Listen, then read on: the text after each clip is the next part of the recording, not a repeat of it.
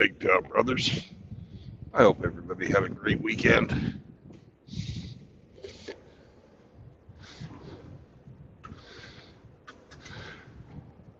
Time to go on the road.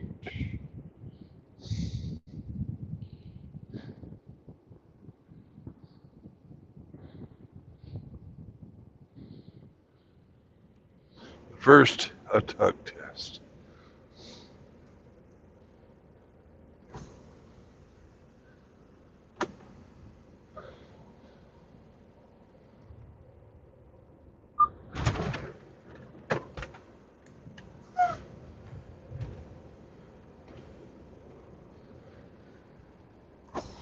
Tug test complete.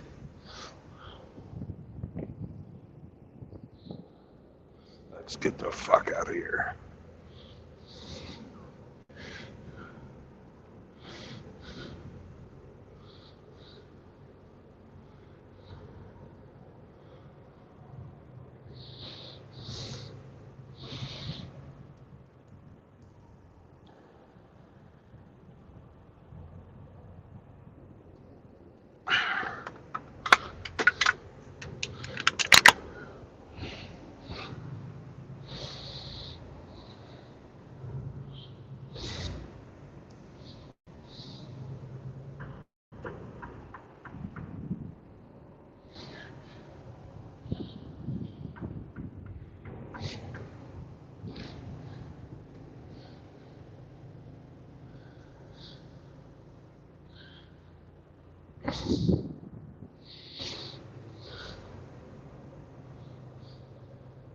Good morning, Zachariah. Hello, RO. Are you ready to go back to work and be a good dog now, RO?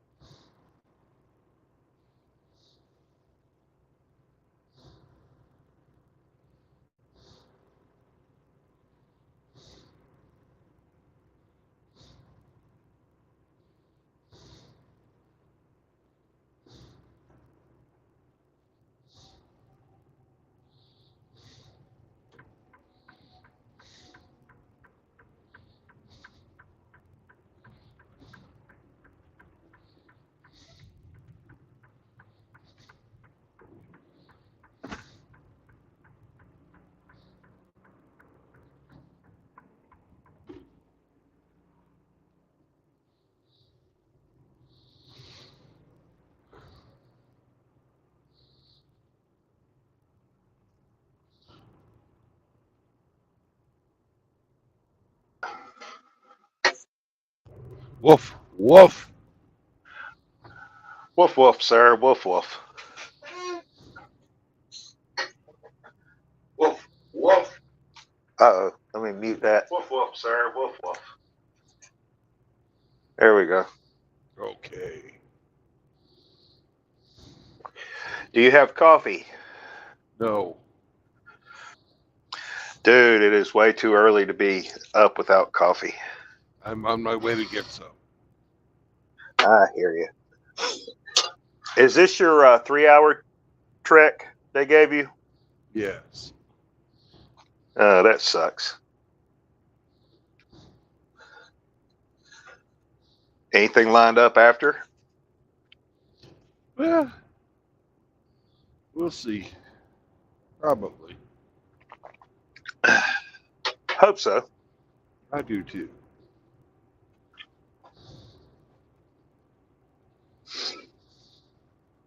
How was your weekend?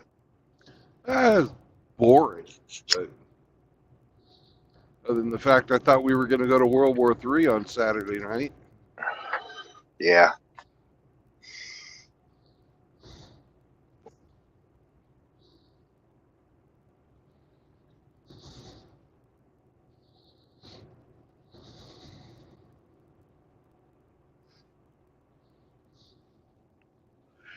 Me and my father had an interesting conversation about that conflict and what it could mean.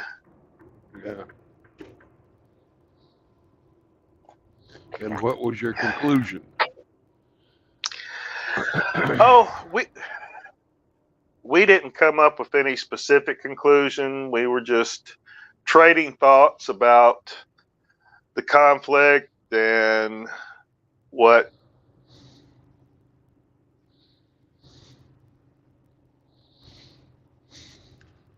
You cut out there, Oro.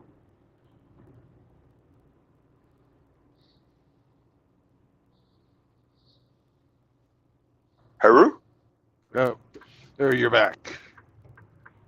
I don't know why I cut out. I'm right next door to my wireless router. I'm using a wired headset.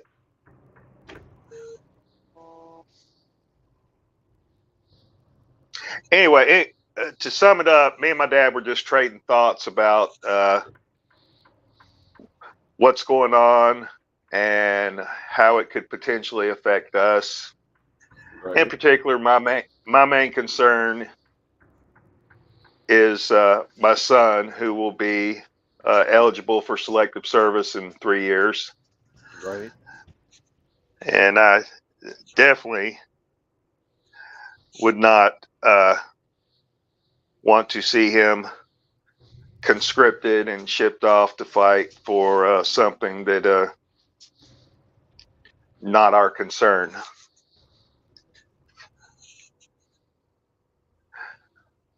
Yeah, just conversation. Yeah. A completely understandable conversation. My son is in conscription age. He's 24, going on 25. And even though the little fucker doesn't talk to me, I don't want to see him go die for them either. Of course not. All right. I'll be back in just a moment. I am going to, well, get some coffee. Go get caffeinated.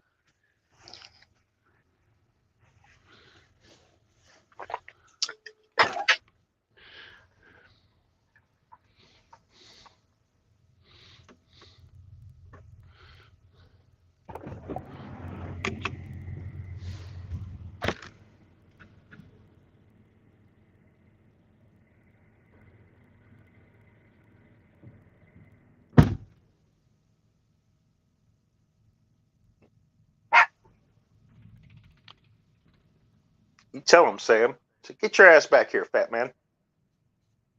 And say you could leave.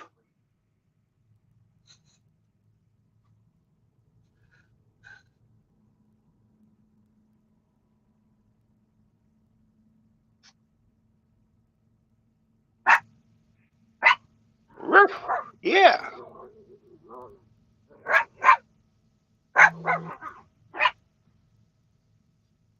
Ooh.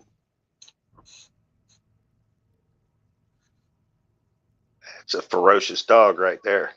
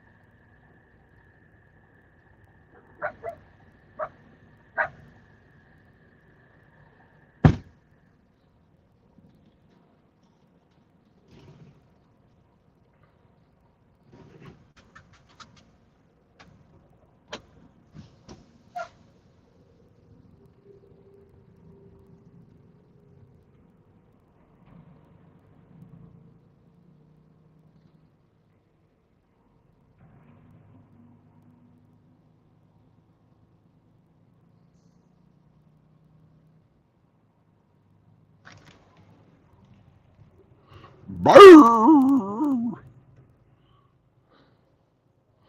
They're putting a big hole in the ground. I predict looking more bullshit infrastructure that nobody uses, like electric truck charging, or this over here, which also took up lots of room and nobody uses, the compressed natural gas for trucks that don't exist.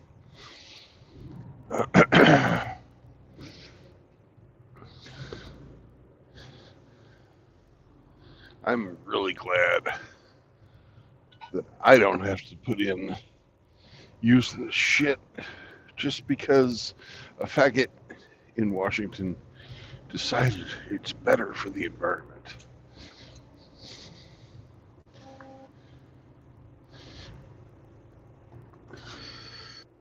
Yet. Yeah.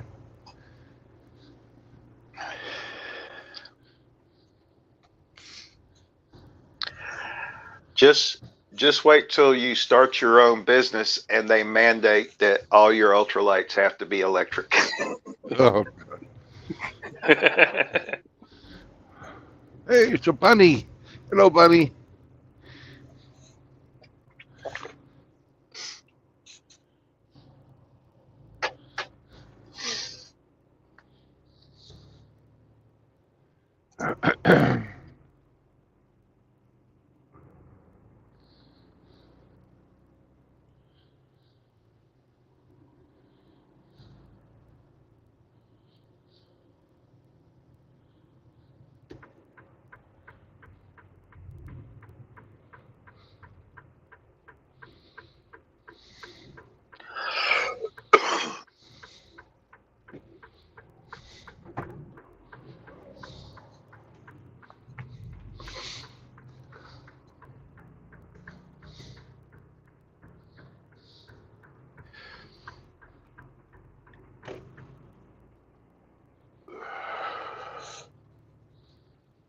Luckily, the FAA regulations on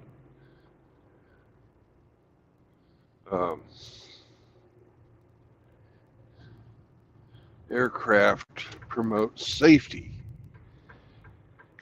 and there are weight limits associated with every class.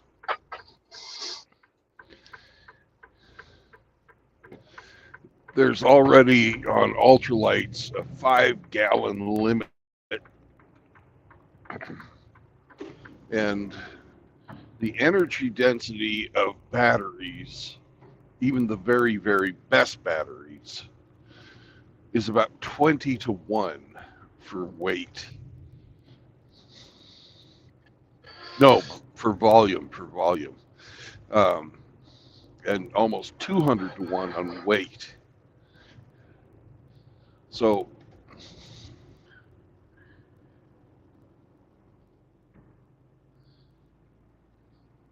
by volume, the same amount of batteries that 5 gallons of fuel would take up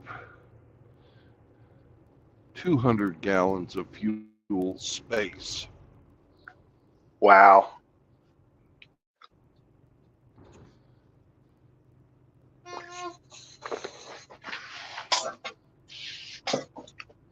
And let's face it, if they did that, it wouldn't be a fucking ultralight anymore.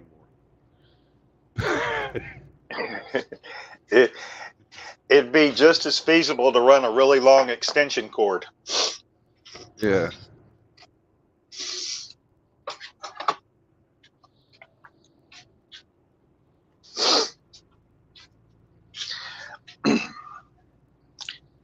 I don't know a lot about lithium batteries, but some time ago, I seem to recall reading a little blurb or something about how sodium ions are comparable to lithium ions in that technology, and sodium being a much more abundant mineral, easier to get to and all.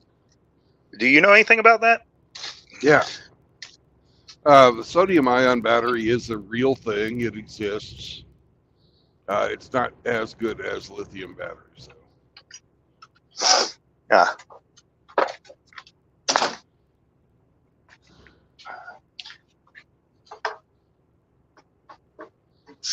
If you can, any metal can be used as a battery as long as it can be ionized. Basically, as long as it can rust. Mm-hmm. And the world's longest lasting battery, the battery that's been in operation longer than any other battery ever, is actually made out of iron.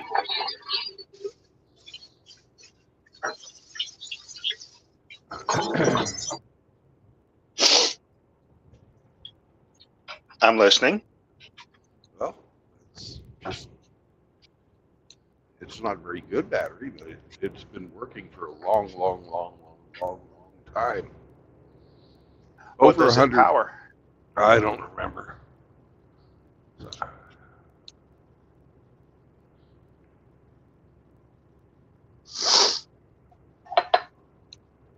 Maybe they should put those in smoke alarms. Chirp, chirp.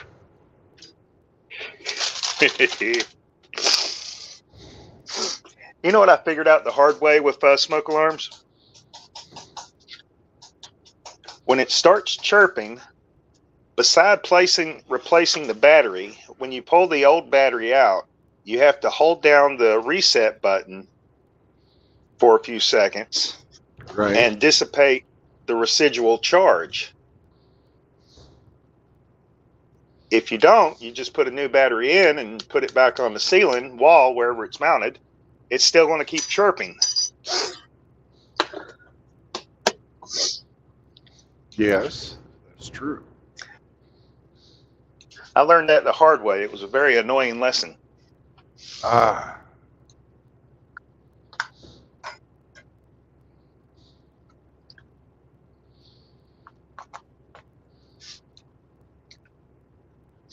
I had the opportunity to redo the smoke alarms in my parents' house when they sold their old house, and they needed they got a new house. But the old house, the smoke alarms were from like the early 1980s,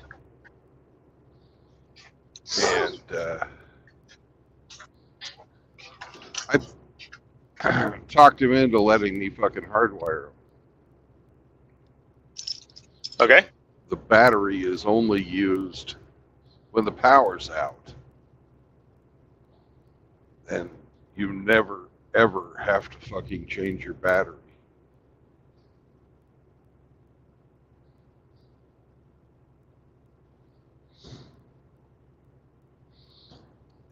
Because let's face it, it's a fucking waste of money and a pain in the ass.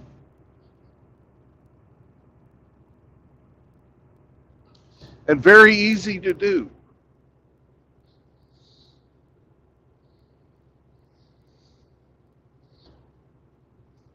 Hardwired smoke alarms are so much better.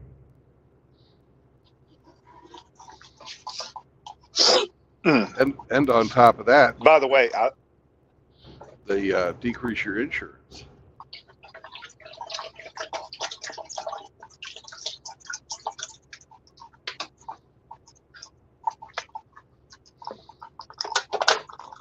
that's a good thing.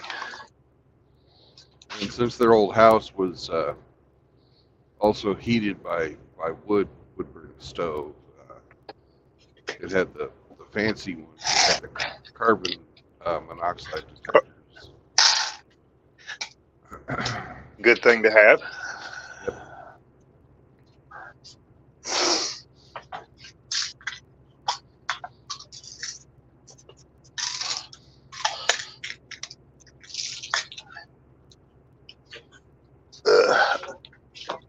I'm brewing my second cup. Good.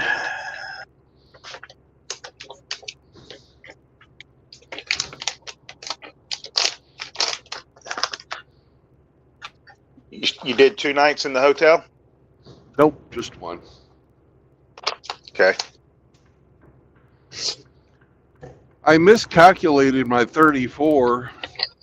I thought I was going to be finished with it yesterday afternoon, and I could make this drive yesterday afternoon and then just wake up, drive 10 minutes to the fucking place and deliver and have a whole day's worth of fucking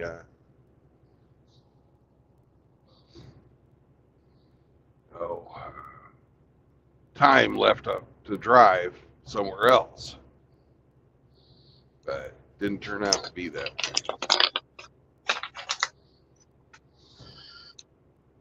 Uh-huh.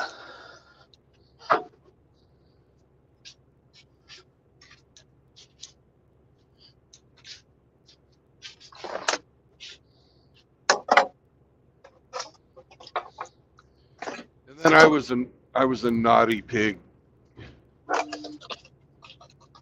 Uh-oh.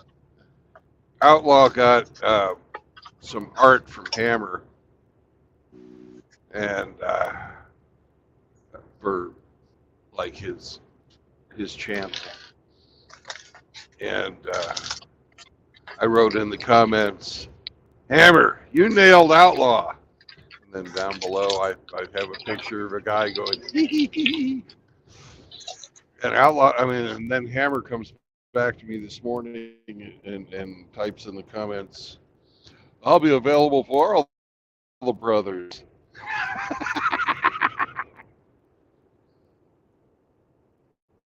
And me being the sick, twisted fucker that I am, I wrote underneath, hee hee hee.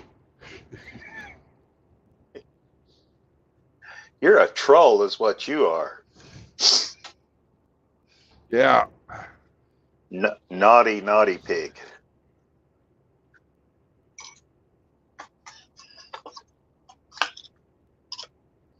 I got to pass this guy, and he decides he doesn't want to fucking be passed, even though he wasn't doing the fucking speed limit before. He was just sort of bebopping out there about 64, 63 miles an hour. Now he's just fucking sitting in my blind spot. The fuck over! Son of a bitch. If you're gonna fucking go fast, go fast. Don't just fucking sit there. Is it another truck or a 4-wheeler? Oh, it's a 4-wheeler. Now he's completely in my blind spot. Luckily, it's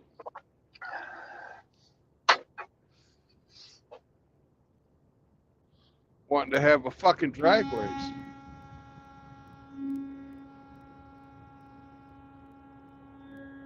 Fucking moron. Don't let him get to you. He's dangerous. Well, just let off the gas and let him go up the road a bit. If I do that, he's going to slow down again. Well, maybe not.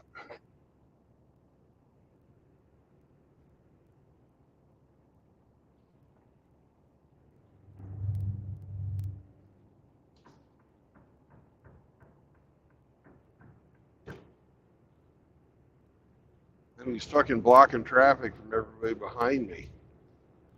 Yeah. Fuck. If you're going slow, it doesn't matter who passes you, whether they have 2 wheels, 4 wheels, or 18. It does not fucking matter.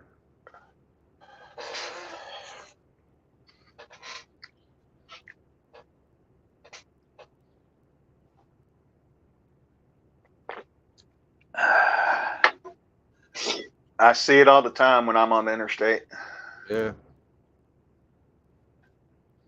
Yeah, going up the road, fella. Bye-bye.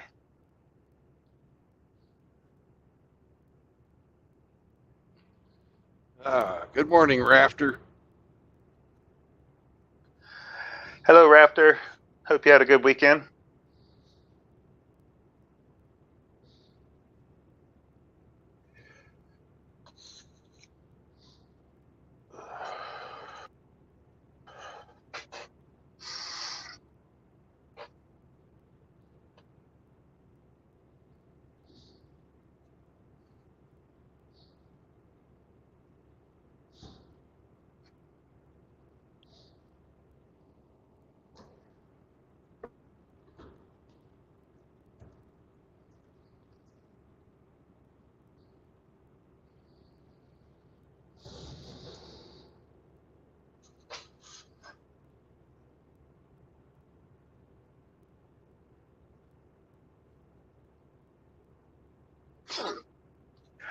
Rafter, my weekend was good.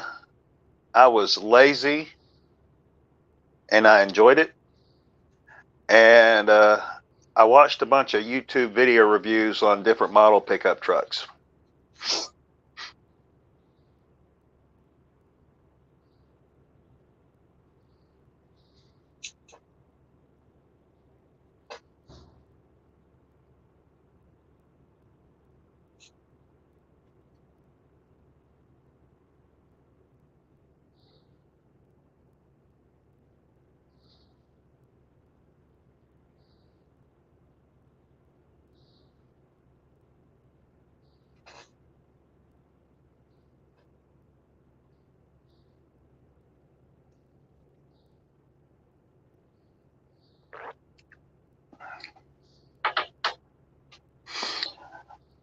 Was Sammy a good boy in the hotel? He was. No accidents? None. Good. And he was very, very. He actually is turning into a little bit of a water dog. A what? Water dog. Oh, liking to swim. Yeah, this is the second time we've been to this hotel, and they have a pool there.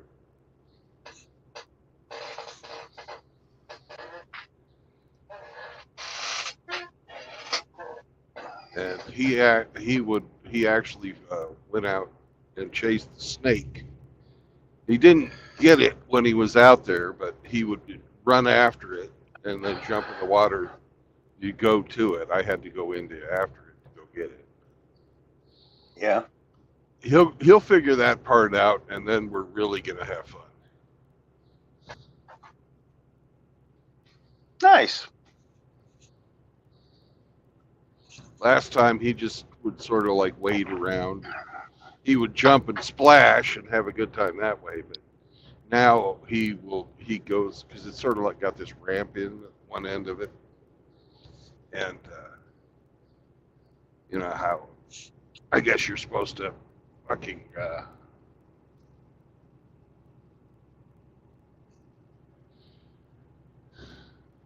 lay out there and get sprayed because they got a bunch of fucking little fountains.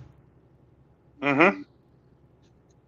And you're supposed to lay out there and cool off while you're getting your suntan or something. I don't fucking know. Well, anyways, the dog fucking thought that was great.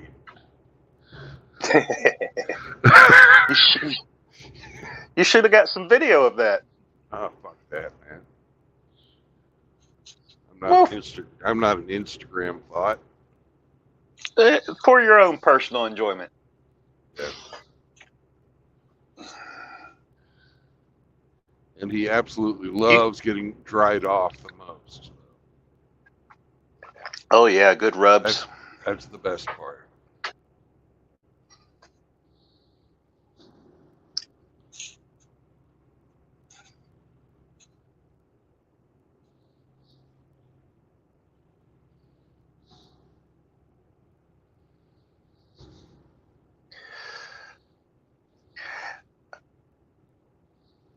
Yes, Rafter, I'm in the market for a truck. My original plan was to wait until I got off child support before I took on that financial burden, but I am done with the old beater I'm driving. I work too hard to drive such a ragged ass vehicle. I need to upgrade, so I'm looking around.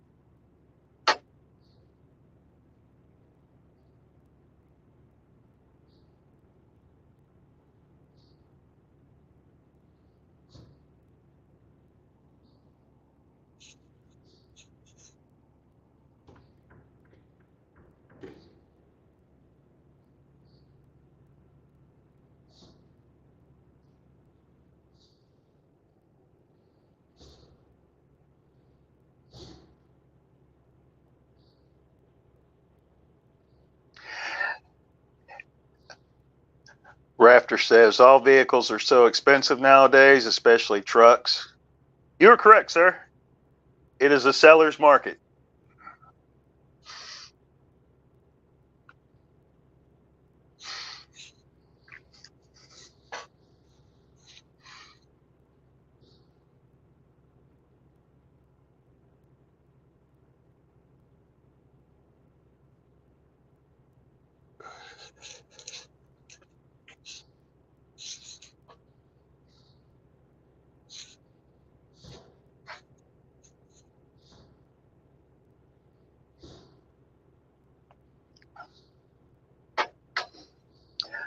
But I've also noticed a trend where a lot of dealerships have a whole lot of pre-owned trucks, and they're not moving. Well, they want too much for them. Well, eventually they're going to decide how bad they want them to just sit on their lot day after day, week after week. You know what I mean? Yeah.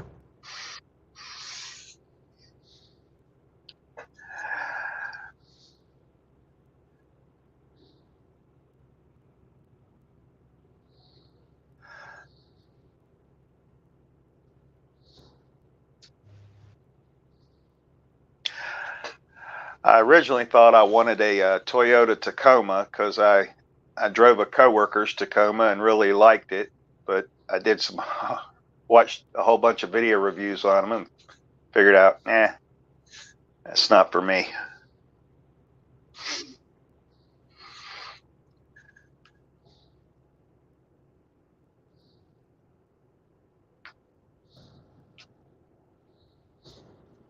I owned one back before I left the U.S.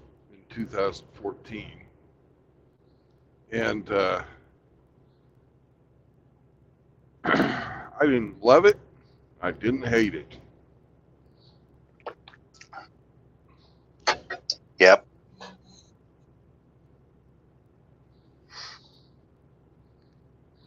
V4 or V6? 6.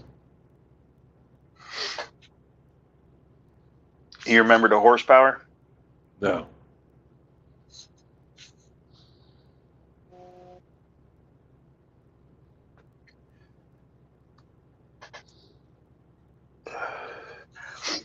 I learned that the Tacoma, which is I guess it's considered mid-size, the V6 that they've been putting in them, and I think 2024 is the last year they're going to put in a V6s. They're transitioning to the V4 turbos and hybrids.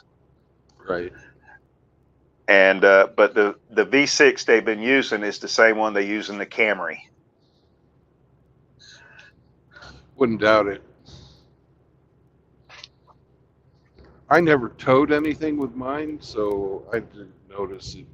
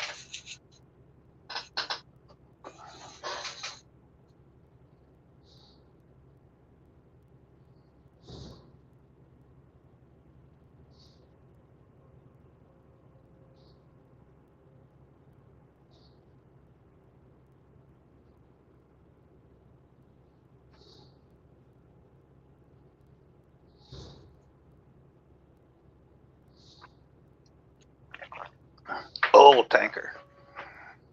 Yep. Oh, that's milk. Milk tanker. Yeah.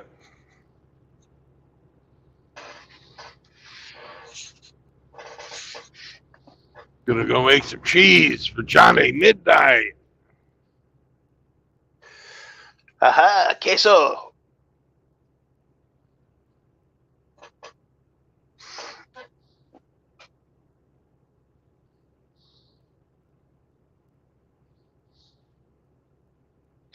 I visited a dairy farm many years ago.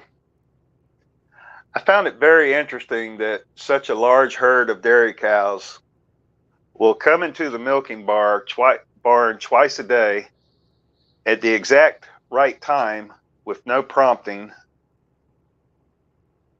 And they do it in a fairly orderly fashion. They just file on in, they go to a milking stall, they get hooked up, they get milked, they back up, exit, out the exit. No, you know, they don't get turned around.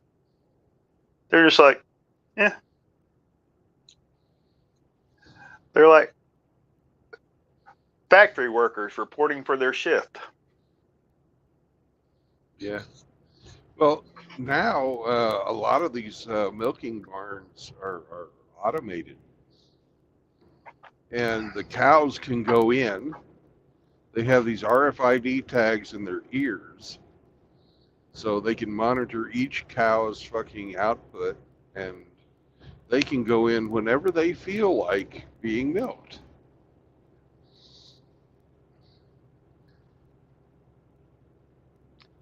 So Surely there's a human there to physically hook them up. no, Really? yeah, How did they automate that? fuck if I know. Is it robotics? Yeah, Holy shit. it even fucking washes their tits off first before they fucking the little milking part goes in there. Yeah, when I visited, they washed them off by hand. And here's the fucking cool part, at least on my friend's fucking farm. It's got this fucking like, you've seen those like rotary brushes at the car wash? Mm-hmm. Well, he's got one up mounted at sort of a 45-degree angle, and then one over to the side that's mounted horizontally. And instead of having like the soft things that won't scratch your paint, he's got bristles on them like with a fucking broom. And the cows fucking use that to fucking get a good scratch in while they're getting milked. And they fucking just love it.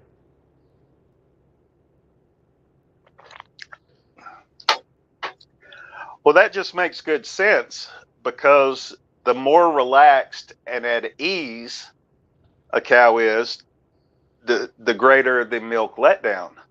Yeah. If they're agitated at all, the stress hormones will actually decrease their milk production.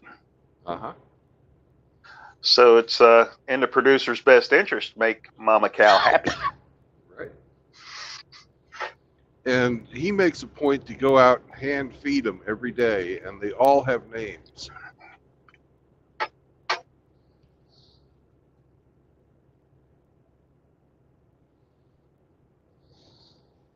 And they love getting apples or handfuls of whatever food he's got. And he uses that opportunity because every one of them's got this fucking RFID tag in it.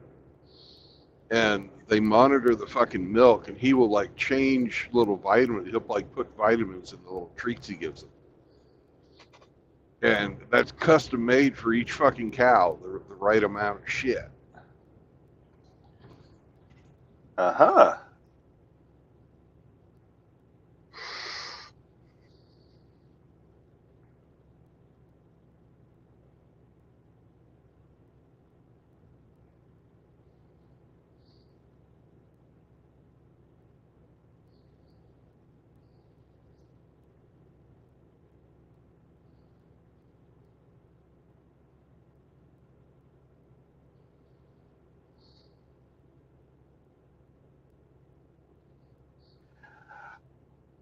when I was working on live hog farms, and we'd have a brood sow or a gilt that was having a problem raising their litter, not producing enough milk,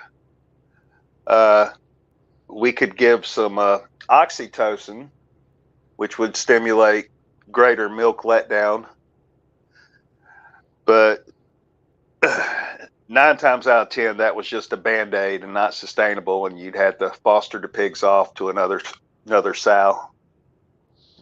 Morning to Lost Find.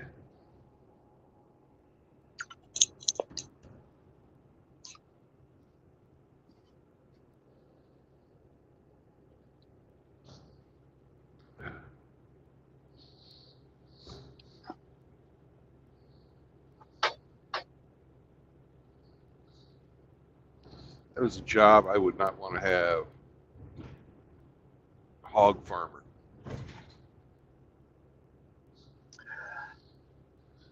Because we kept pigs. I did it.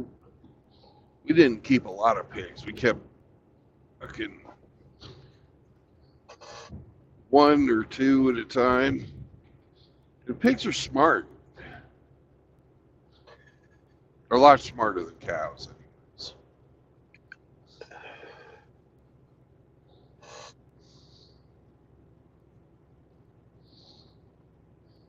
If you fuck up, a pig will eat you.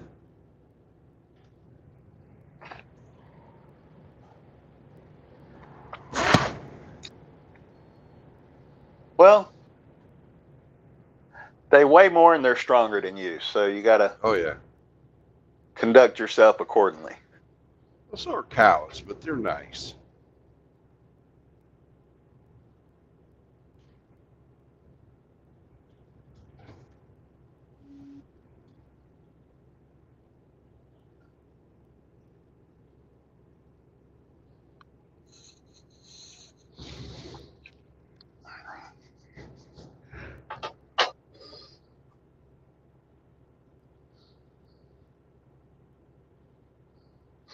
Another animal, unfortunately, I'm going to be fucking having on my homestead once I stop running off all the time, is goats. And they're assholes. But because of my property having so much fucking poison ivy, I've got to do something to knock it back without having to fucking handle it myself. And goats eat poison ivy. Yeah, you told me that before. I didn't know that prior. Yeah.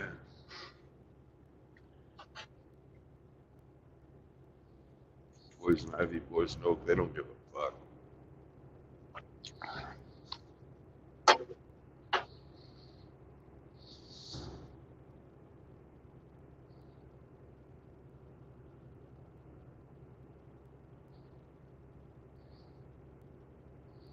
I wonder if I can get an automated goat milking station.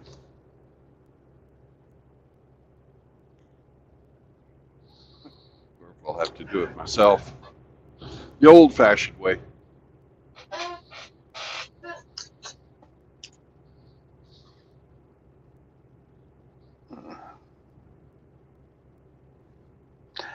Dairy goats produce more milk than you think they would. Yeah.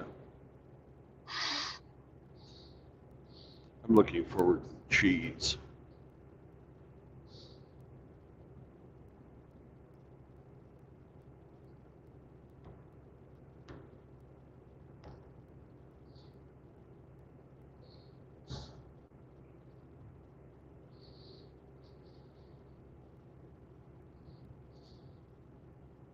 All right. I'm going to leave you, sir. I got to hop in the shower and get dressed. I've had my second cup. Time for me to get busy. Excellent. Earn them shekels. Yeah, hell yeah. You drive safe, and I'll be tuning in. Bye-bye. Bye-bye.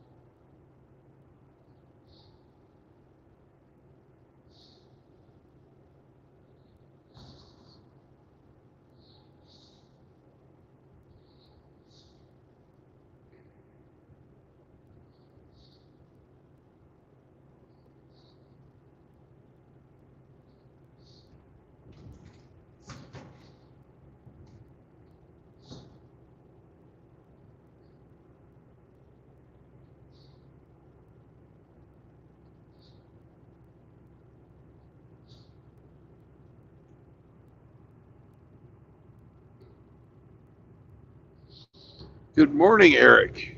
What's up? How are you? I'm doing good. How are you doing, brother? All right. Just relaxing. Went for a nice hike yesterday. Cooked myself some good food. Nice and quiet. I'm glad you're enjoying the mountains. I am. Nearest town is about 8 miles. Yeah? Elkins.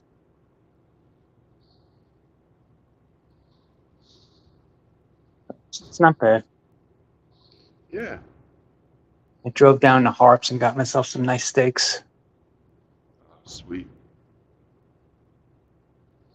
But yeah, things are good. How are you? I'm doing great. Glad to hear it. Every day above dirt's a great day. I agree. I agree. Anyway, man, I won't keep you. Safe travels. God bless. You too, Eric. Be well, sir.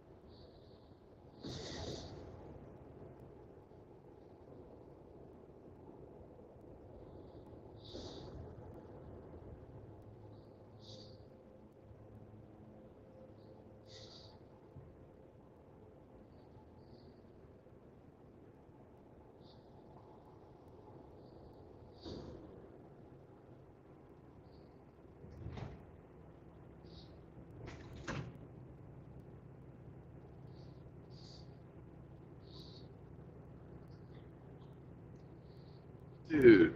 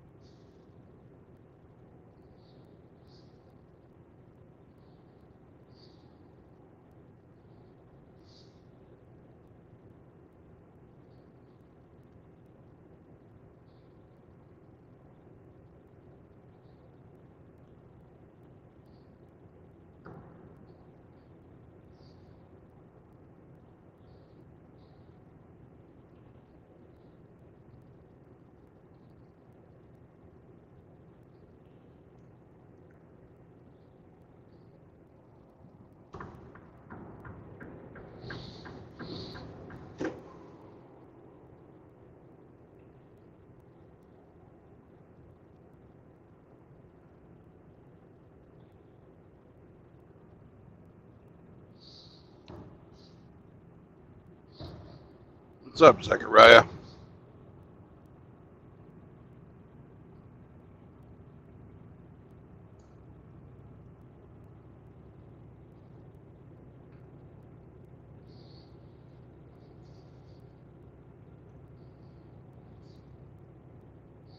Gotta hop on, my friend. I can't read your texts.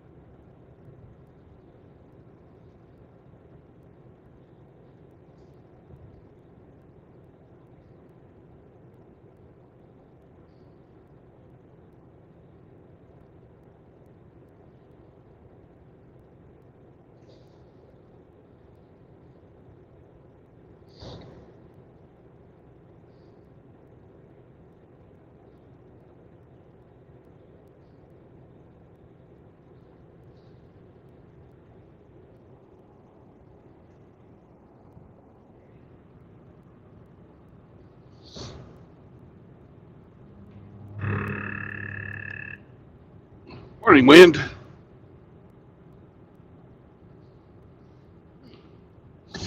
Well, Red Pill in the Wind was here just until the time I let him in.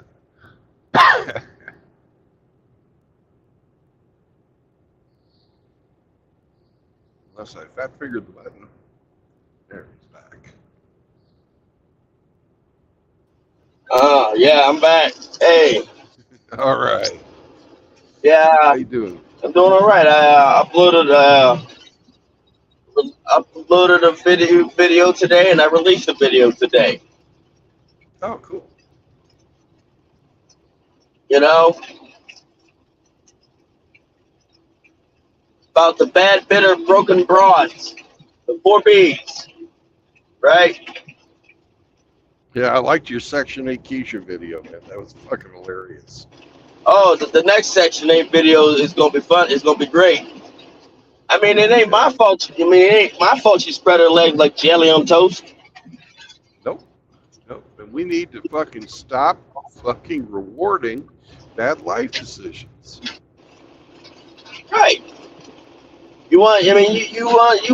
I mean, the first thing foremost, they don't want a good man until they're like in their 30s, in their 40s, and they start to feel their age, or early 20s to late 40s, early 40s, when they start to notice that them lines ain't getting no thinner. You know, when they notice they eggs ain't reproducing. It's finite. You know. Yeah. Like I said, the way I see it, let it all go down the hill, you know? Let it all, let them all run themselves to the ground, you know? Because you don't, and you don't, and what a lot of these incels don't understand, you don't have to do a doggone thing, you know? You don't even have to lift a finger, you know? You don't gotta lift a finger. Because they're gonna fail. I mean, everything's gonna fail. They're gonna see the mistake of their ways. You just don't deal with them even when they do. You know, it's just that simple. You don't gotta be angry. You don't gotta be aggressive. You don't gotta be violent. All you gotta do is just sit back and watch. Yep. Sit back and watch. Yeah, it's all it is. Is sit back and watch. Like I've been doing for the past 11 years. Like you've been doing for God knows how long. 15 years, 20? No. I was a passport bro before passport bros were a thing. I cut that out about Wow. 2019 or so, right before fucking COVID. So you dodged the bullet.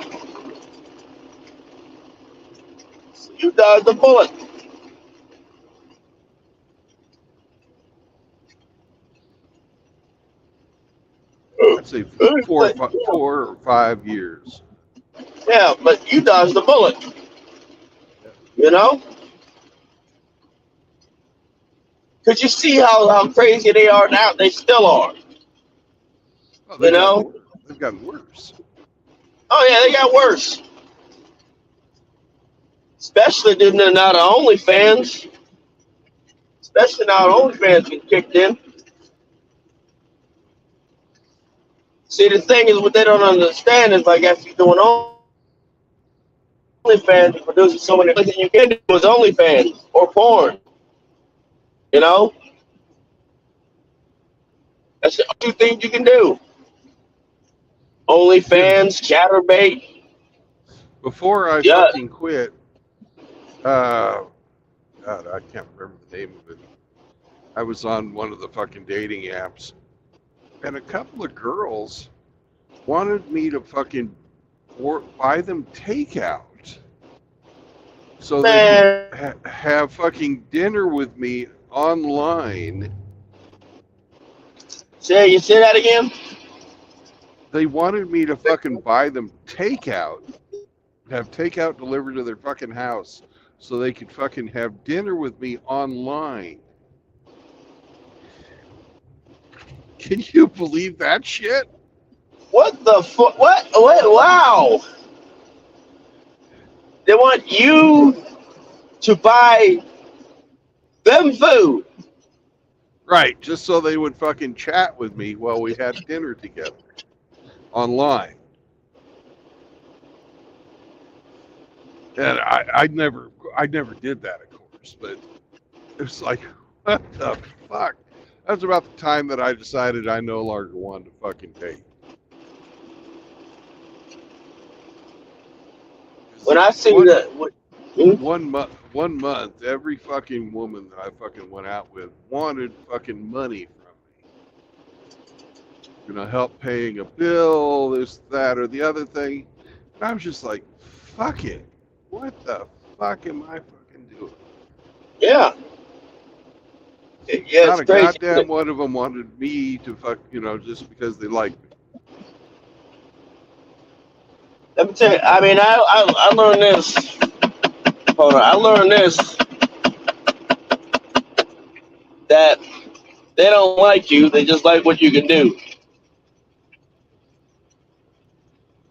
You know, Yeah.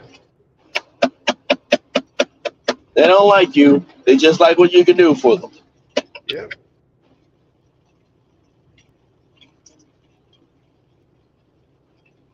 They don't like you. Like I said, it's not like I have to keep telling people it ain't yours. She ain't like they've been saying. They're hearing this stuff in the manosphere. She ain't yours. It's just your turn. You know, and I've been saying this in the manosphere. I've been saying this for years. Stop interacting. If they have a lady, you have no reason to interact or talk to them. You know, Yeah. if they're not behind the counter with handing you something you need or handling your money, you don't need to talk to them. You know, how many times have I said that? I've been saying that for years, ever since I came into the manosphere. Ever since I've known you, that's for sure. Right? It's like you have nothing they want, you have nothing they want or need. They have nothing that you want or need. I think I met you for the first time on Psyche Soap's channel. Fuck. What, 3 years ago? Something like that.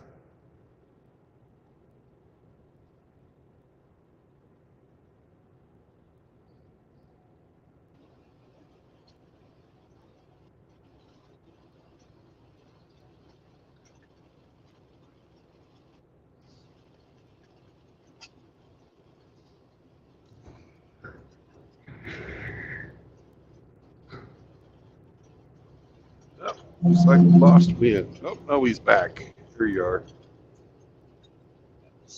Don't know if it's my fucking bad reception or your bad reception.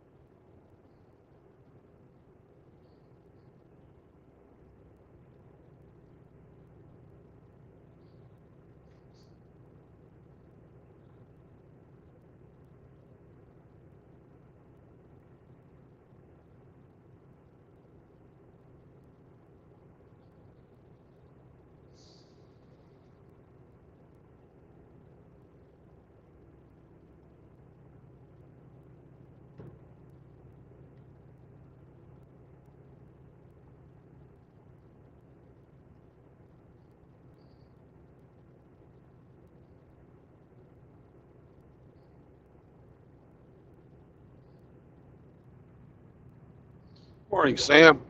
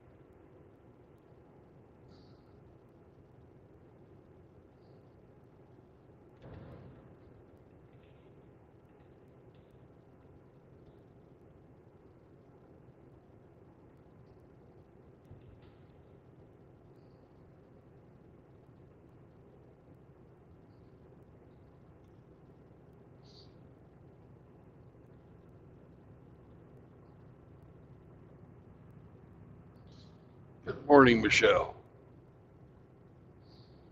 How are you today, Mr. Provera?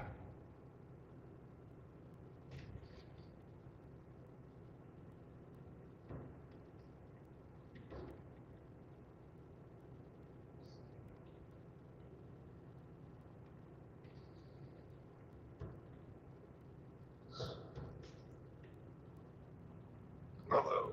It's probably about noon for you, though.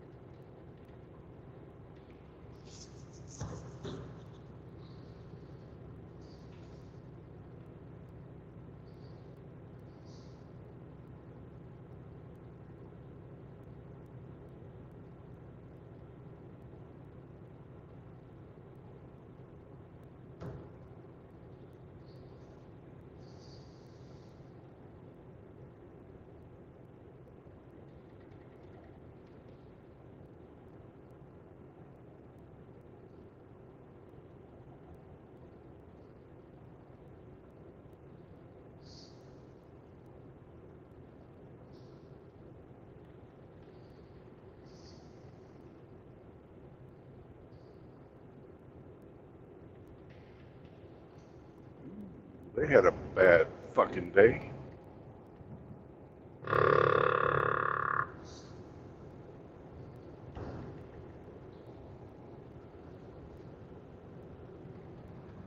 Hey, Grinch.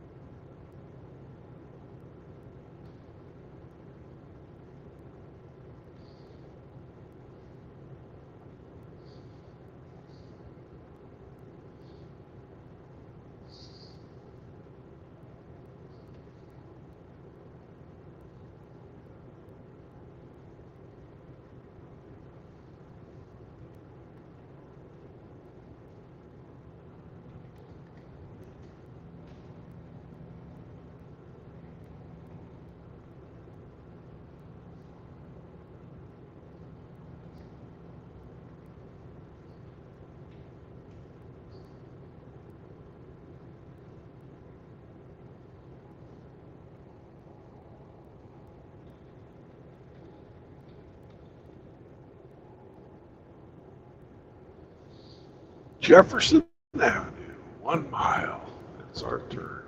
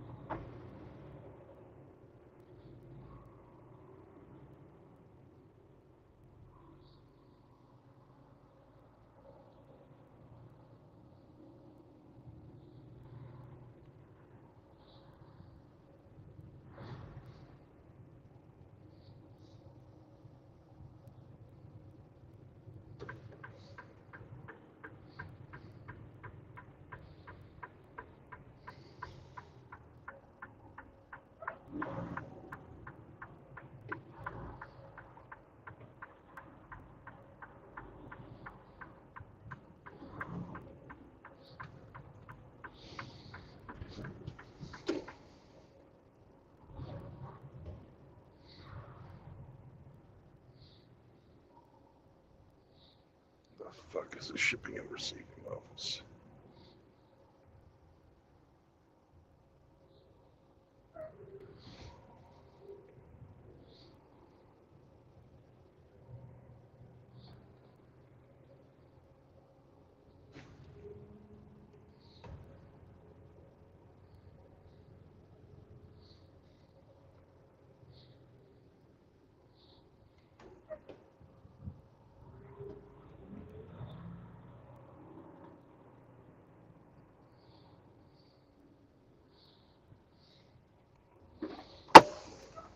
Be right back, brothers.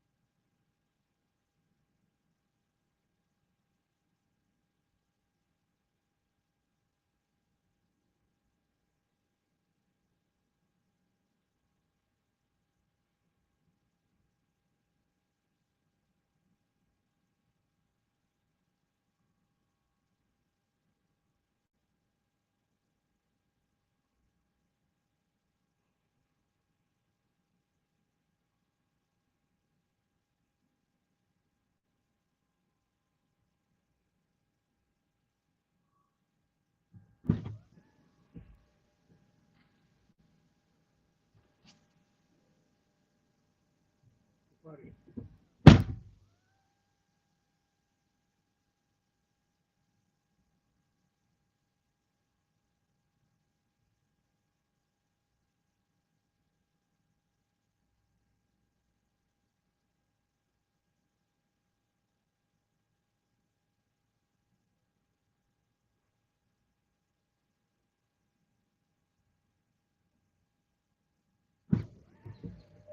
There's a car.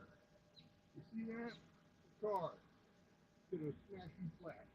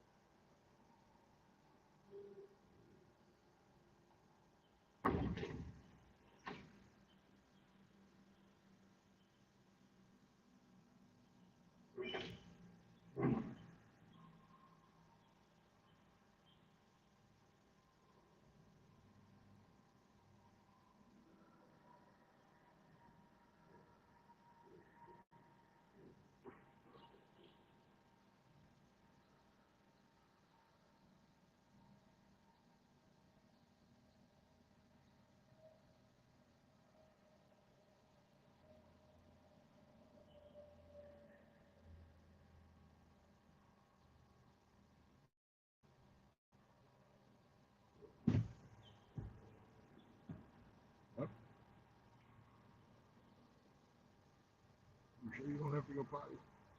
You have to go potty?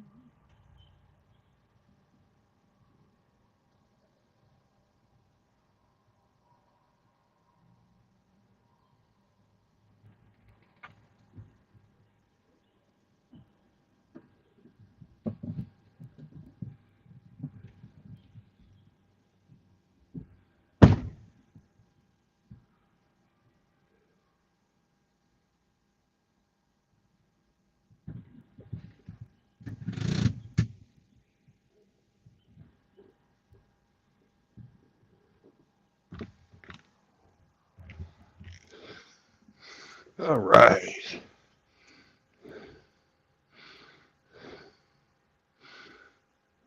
Hey, Simone.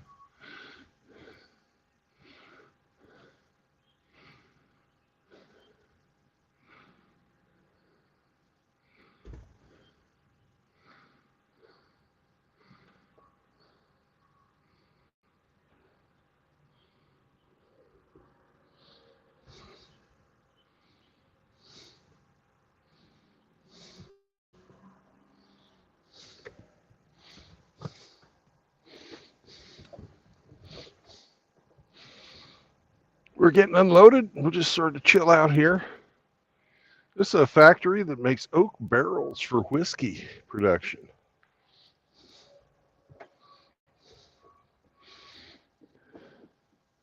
What's up, Sam?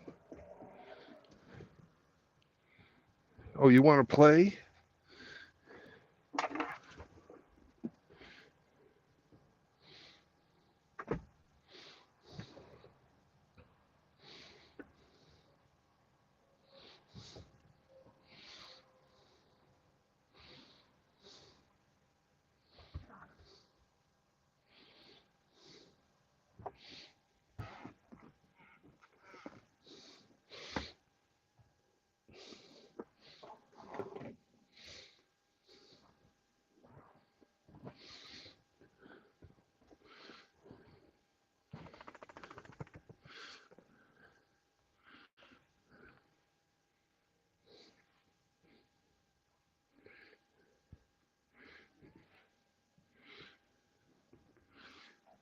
Yeah.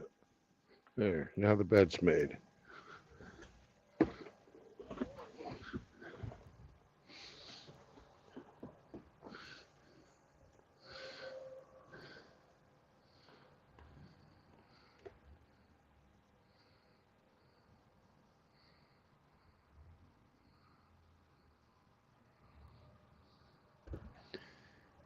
Actually, guys, I've come to the conclusion that everybody was helping the Israelis because of their fear that the Israelis would fucking nuke, literally nuke Iran. And they were helping them out to prevent the fucking nuclear war, in my opinion.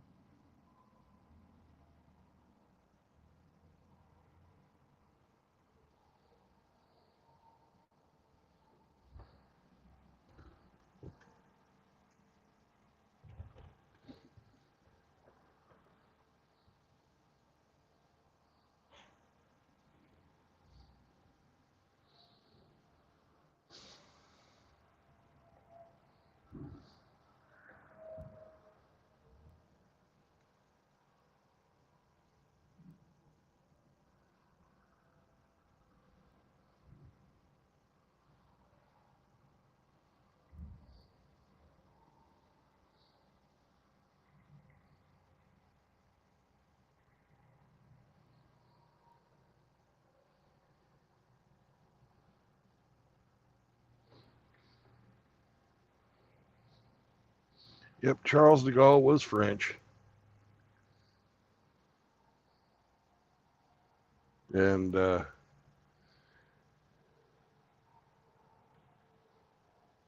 even named the airport in Paris after him. He was a resistance fighter during World War II. And then I believe he was president of France for a while.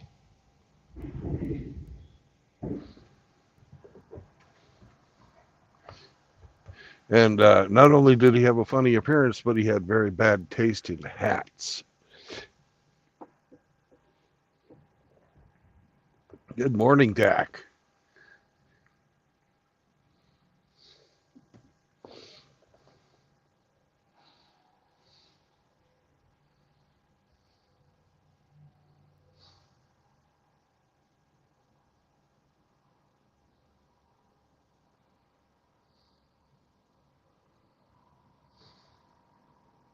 Good morning, Paul.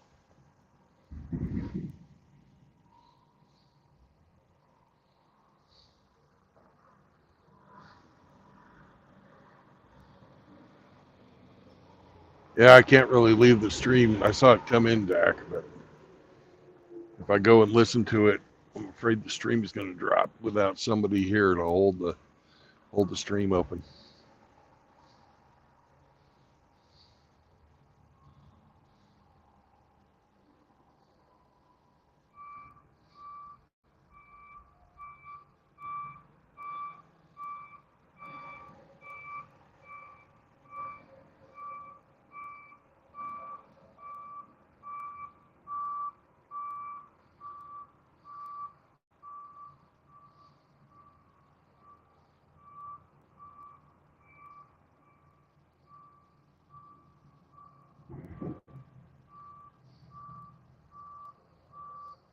I'm sure it was about the spurging anyways.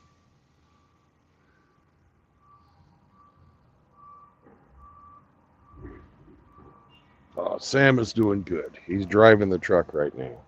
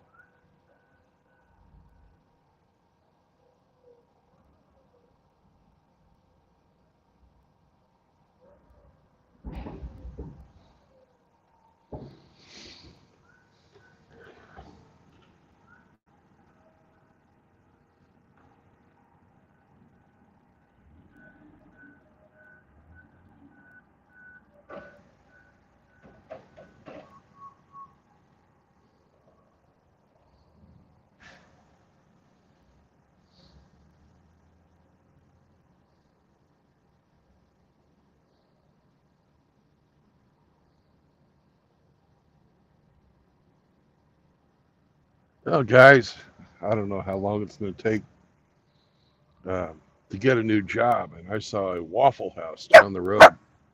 Sammy, that guy works here. You don't have to bark at him. He's not even walking towards the truck.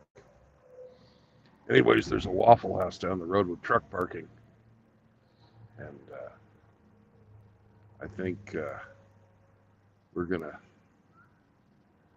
head over there and wait for our new job and have a waffle. You like waffles, Sam? You don't know? I'll bring you some sausage. How about that? Would you like sausage? Oh, you would? Okay.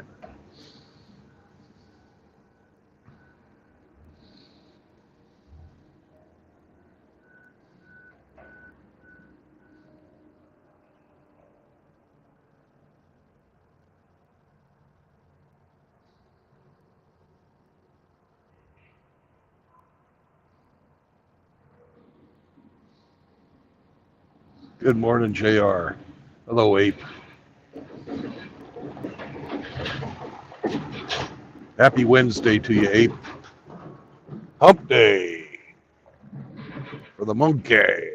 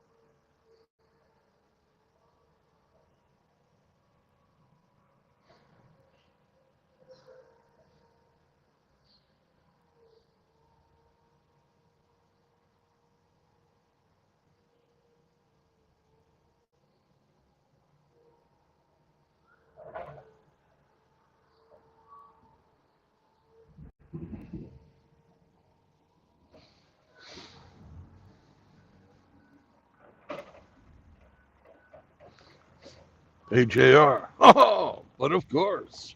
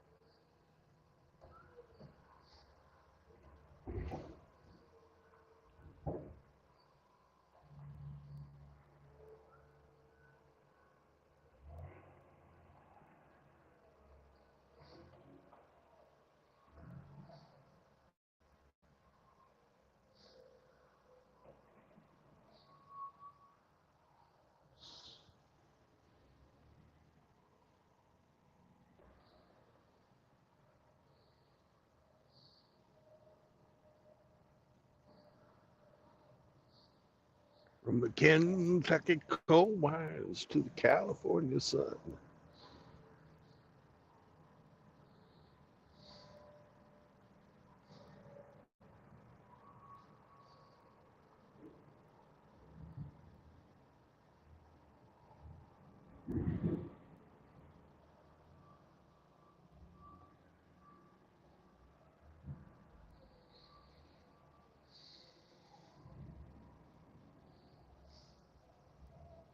This must be the last one.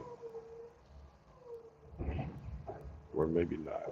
Let's see. 1, 2, 3, 4, 5, 6, 7, 8, 9. Nope, 2 more.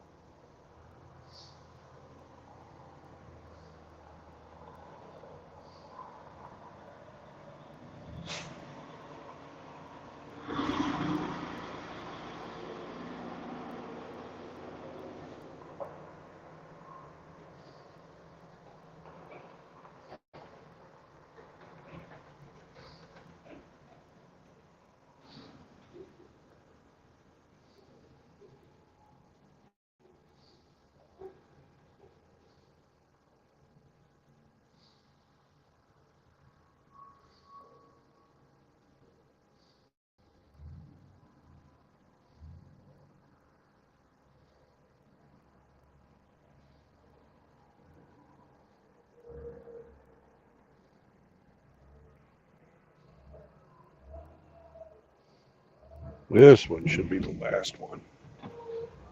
Oh, sorry, Sam. Be right back, brothers. Not that you're talking much, but I'll be back anyways.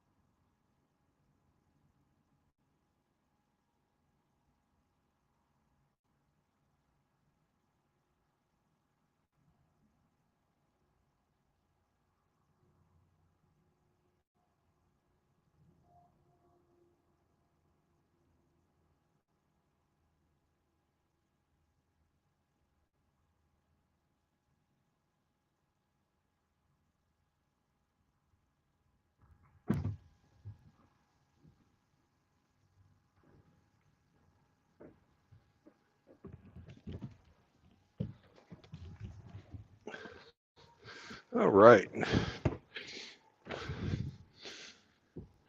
We unloaded.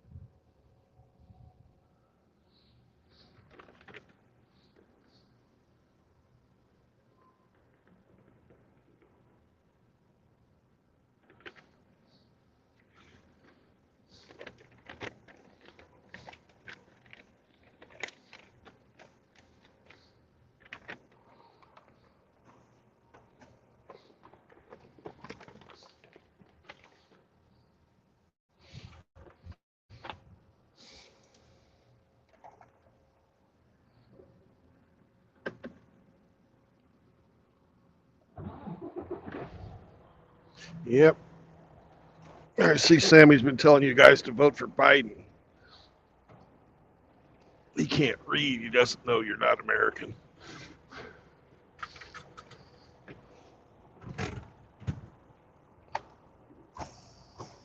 But that's also a typical Democrat product of the public school system.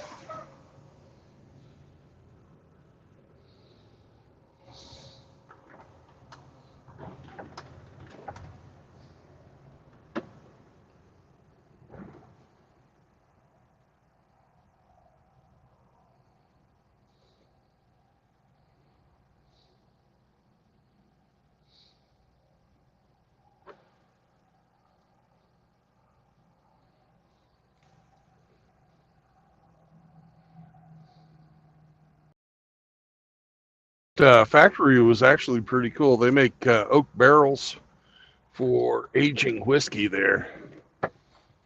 So, hell yeah.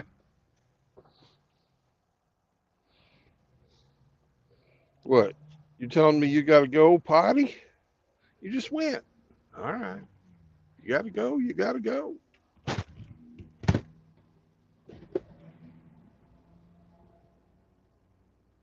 Oh, I need to put myself on break.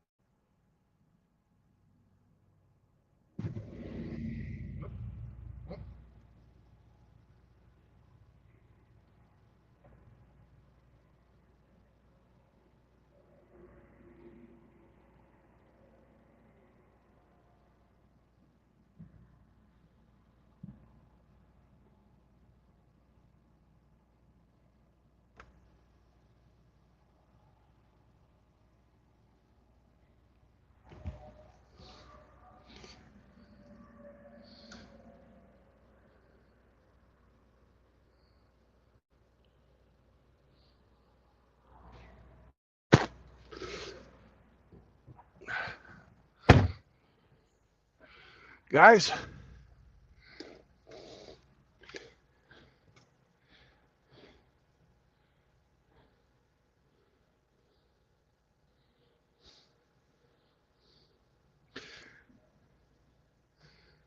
well, while you guys dream of cheap hookers, I'm going to shut the stream down because I have no idea when my next job's going to be in.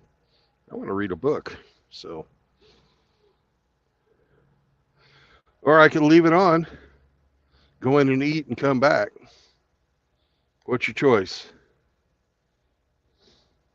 No, Sam didn't take a shit. JR, should I leave the stream up or not? Which one do you want?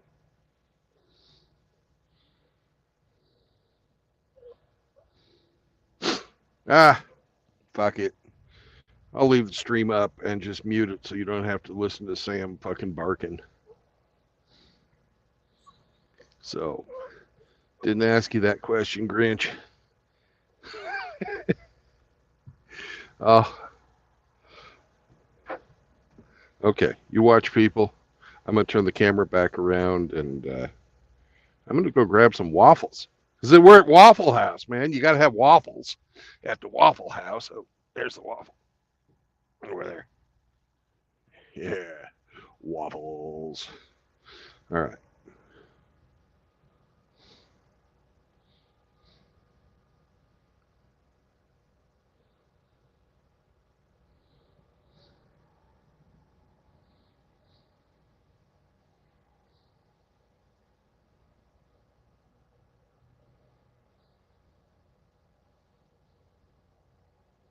There's pork chops. Oh, I love pork chops.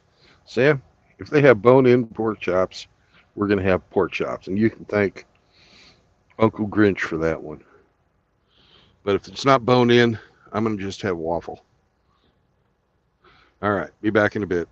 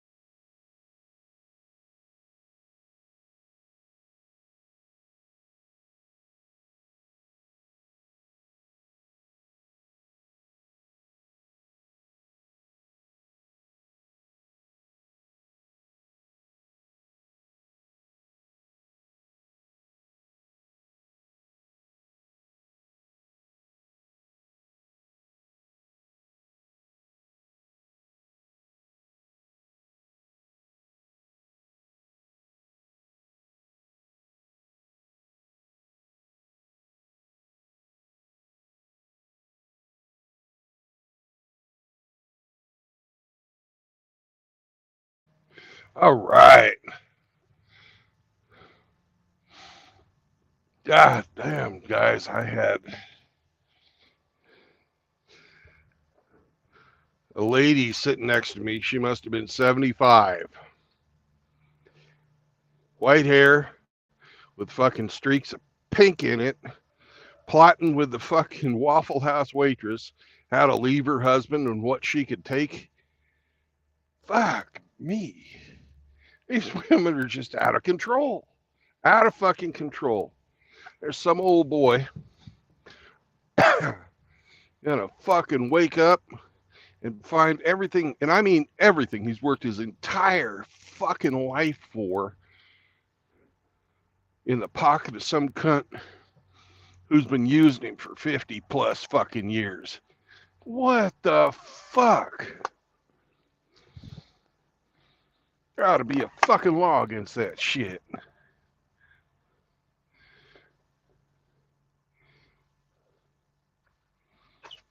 Hey PNC, how you doing, brother?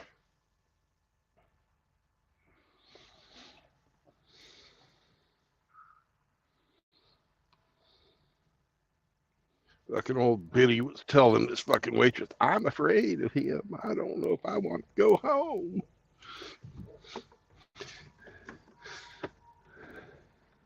She was telling her, I've been after him for some amount of years to do something. I don't know what, because they were sort of whispered. Imagine some cunt fucking bitching at you for something, wanting some type of fucking change in your behavior for years on end. And when you don't do what she says, she turns around and fucking steals your life's work, your home, everything you fucking built. She's gonna go after his fucking retirement. She's gonna go after the fucking house. Just take the fucking house. You didn't even fucking think about splitting anything. It's all hers. Fucked up shit. Fucked up shit.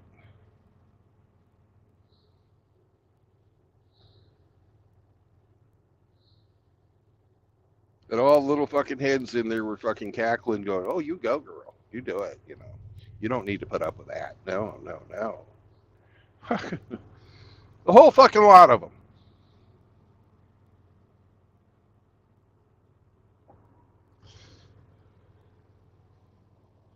I ate my breakfast as fast as I could and got the fuck out of there. And Sam got himself some delicious sausage because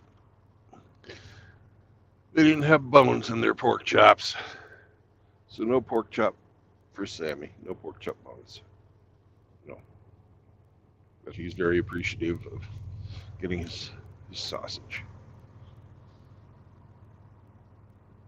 She probably will if they have any. And then fucking shut him out of all the family gatherings. Just like all these fucking cunts do.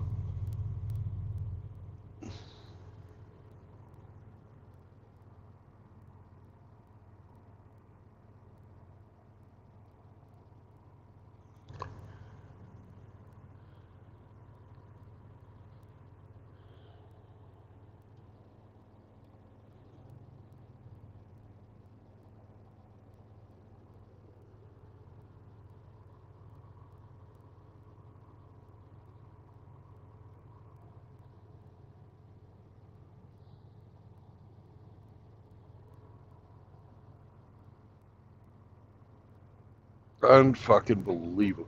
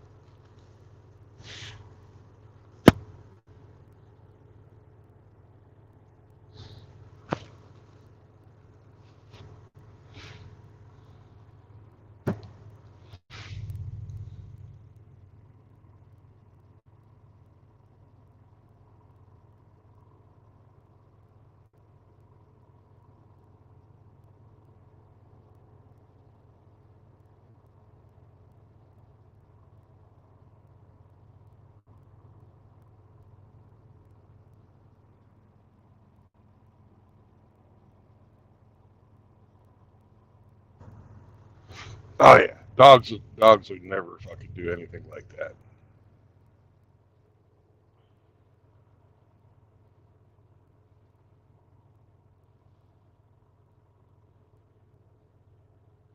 His primary goal in life is to hang out with me doing whatever the fuck I'm doing. That's all he wants. He doesn't care what we're doing. He just wants to hang out together. Can't get that from some fucking bitch.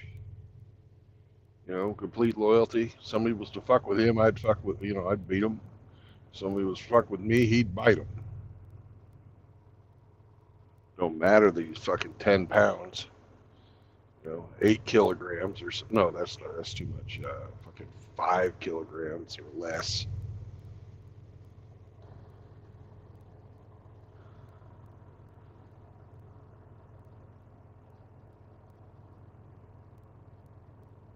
No, he'd be 4 kilograms.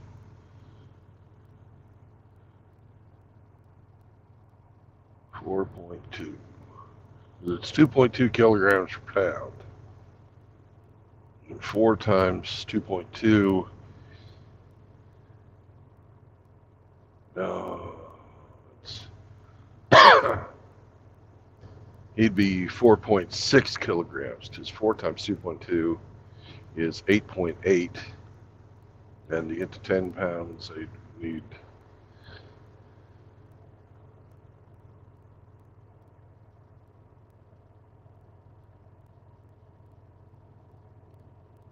0.6 more kilograms. Yep.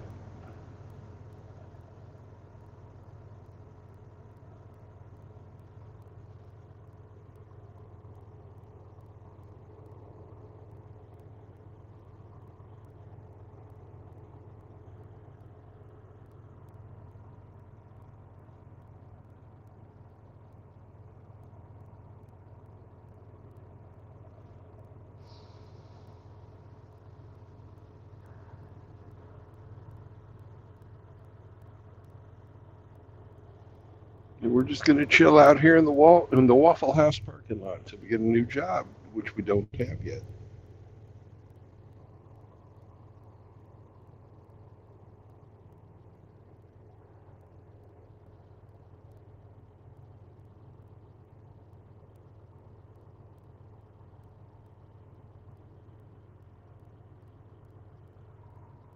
In Lebanon, Missouri.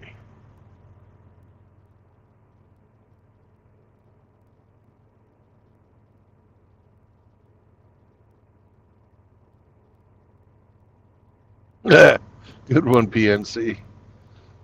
The bitch was on her phone. You did the exact correct thing by not even fucking interacting with her.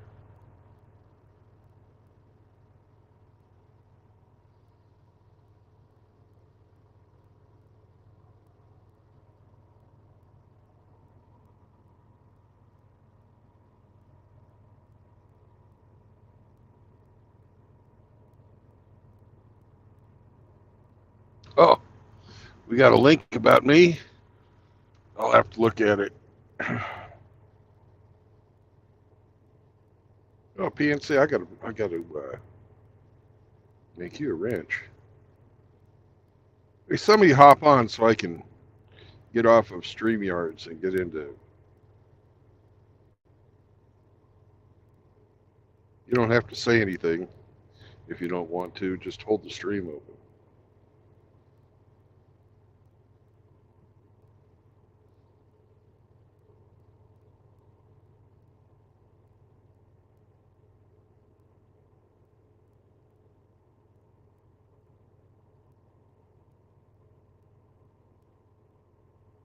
Hopefully the stream doesn't drop. I'm going to go check out that video.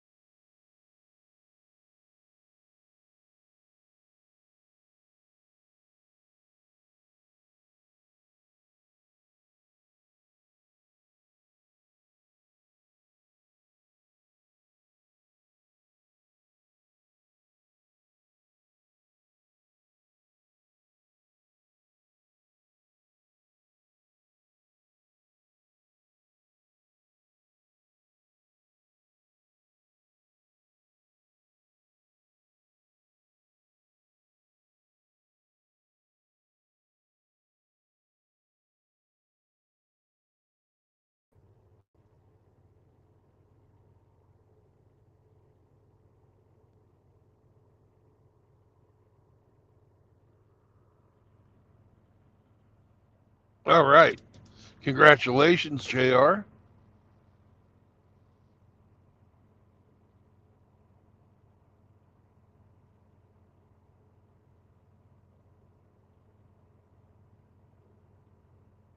Oh, and PNC, really the only rules are if somebody's encouraging violence or if a female shows up, nuke them.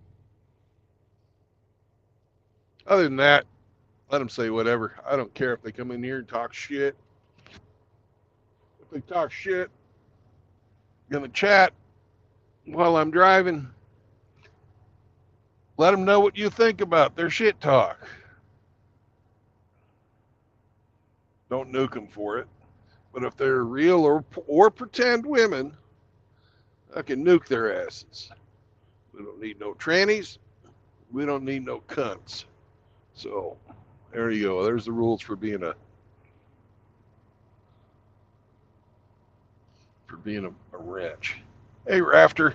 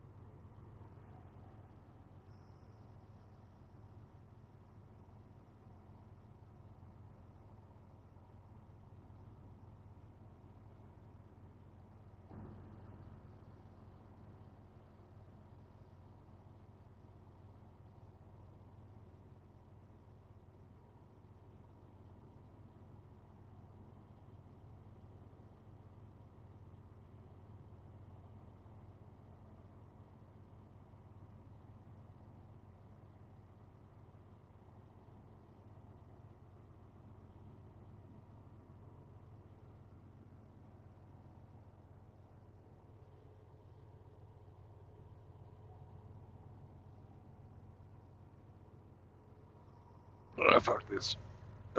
I'm tired if I can lean it forward to read the chats.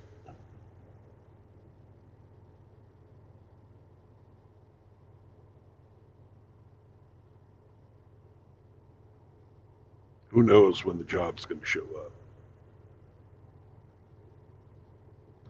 Oh, I wish, Rafter. I'm waiting for another job. Oh, and that's Bulldog Bob Brown. Best wrestler ever.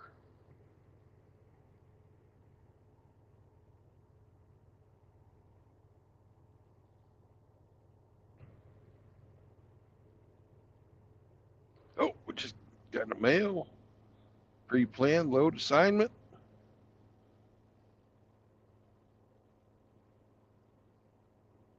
Hey, it's even here. And I'm going to take it to Iowa. Cool. Looks like I better do some trip planning. Turn the thing back around. Of course, I just got it off. Change the camera.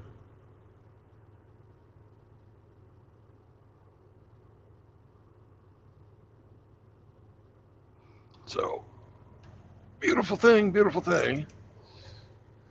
And we're going to go to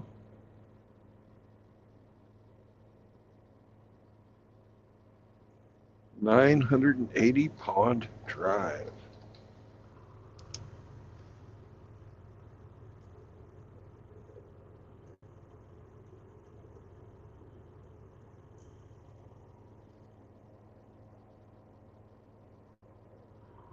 Job number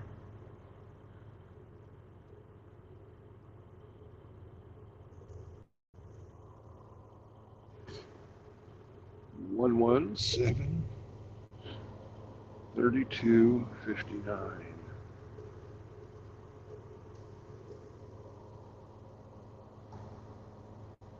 And Our pickup number is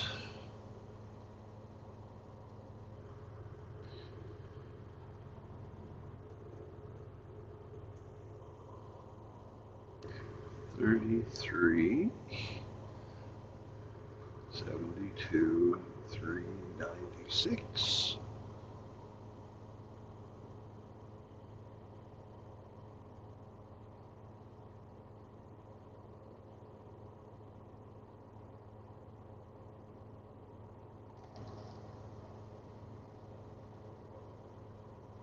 Got a bunch of other fucking numbers, which I don't know what to do, but I'm going to write them down anyways because a lot of times they ask for that shit. And my paperwork is not correct a lot of the times.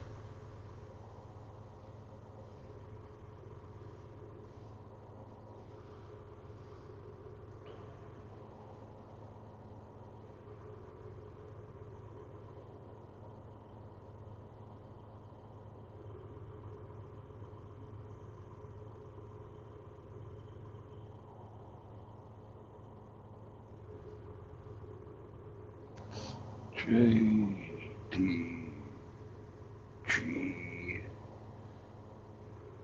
V, 5, 8, 8, 9, 8, 0, 3, and CL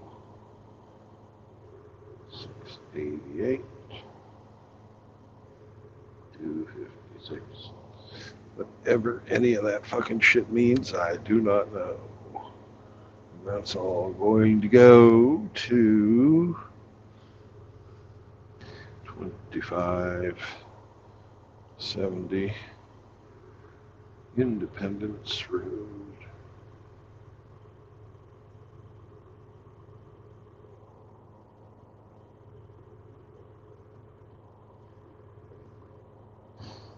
Iowa City, Iowa.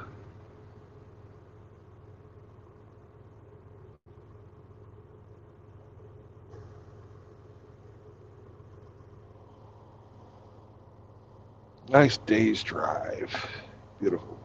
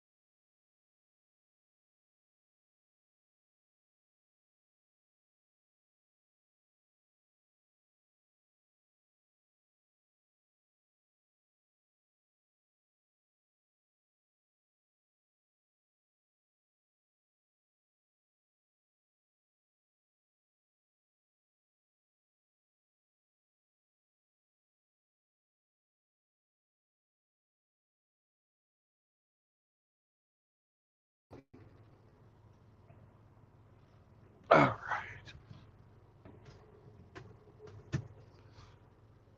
Oh, it's too early for your threes to work. Saunders is sleeping often.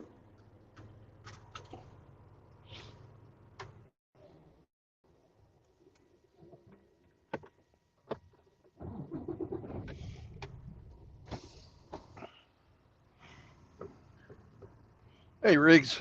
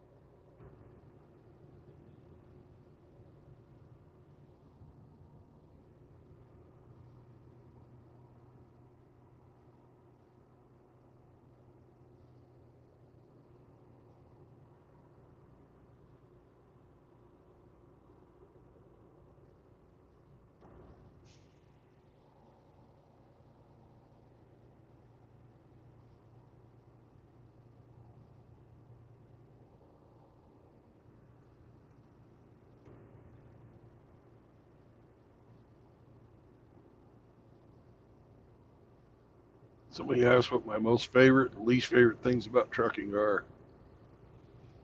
Most favorite is going around and seeing new stuff and meeting the brothers. Least favorite part of it is when people don't fucking recognize that I get paid by the mile. It doesn't matter if they get paid by the hour. They hold me up, it costs me money. The disregard some people show for other people trying to earn a living. That's my least favorite part of it.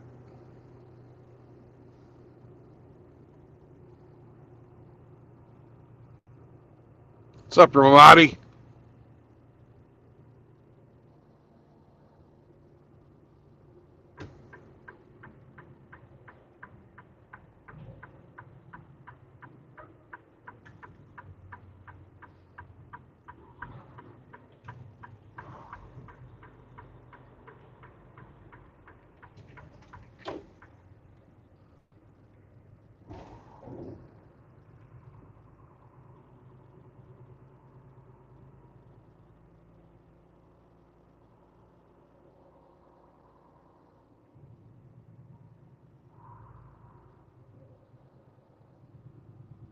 Where is Pond Road?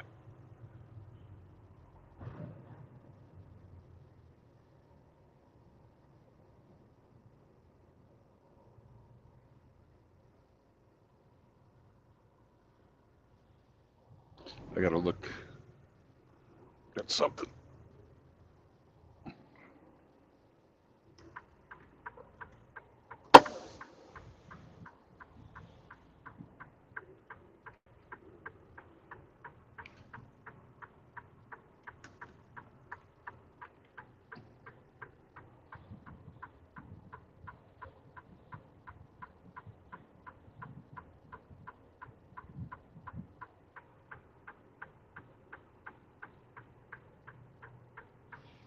That's what I thought.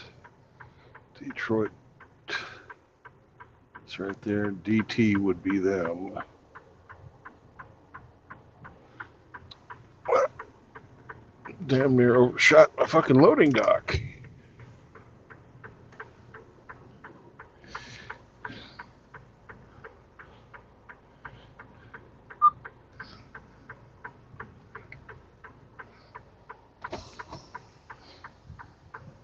Doesn't appear to be anybody behind me.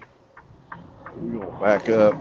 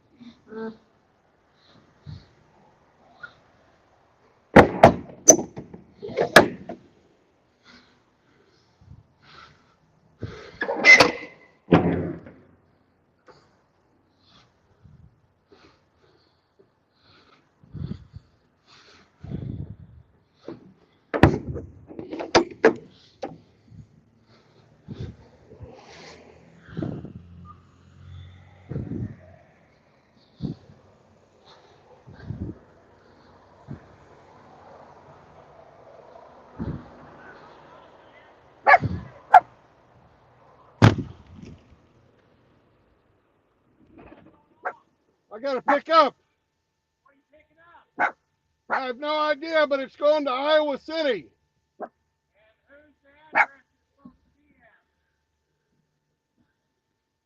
980 Pond Road. All right. Thank you, sir.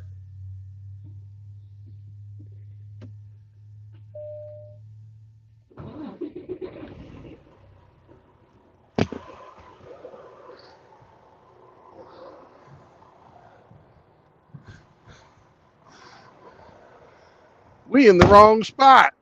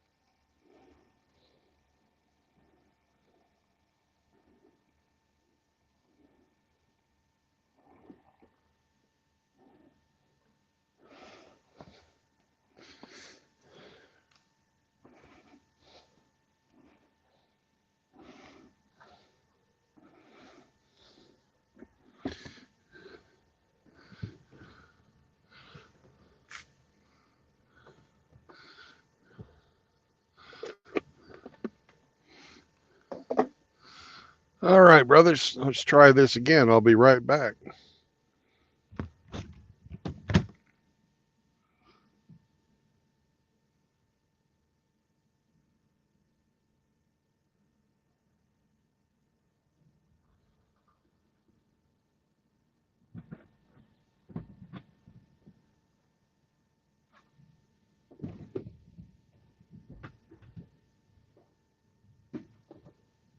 Sammy, you watch them. Make sure nobody gets in here, and if they come, you bite them in the balls.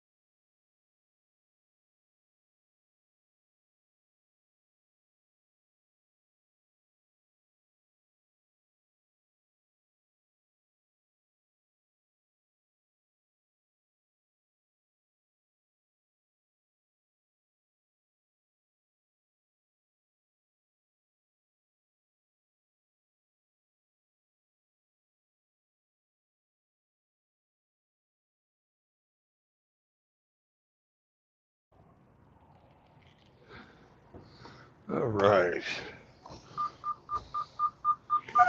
We're going to door 5.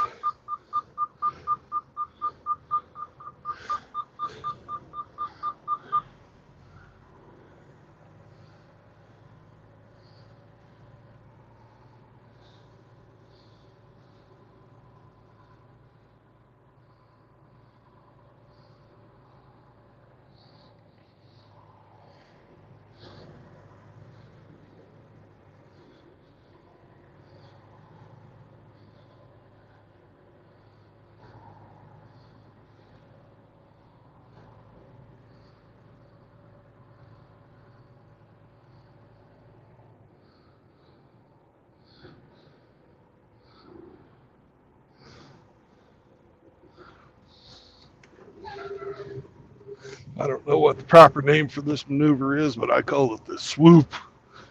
Swoop, swoop.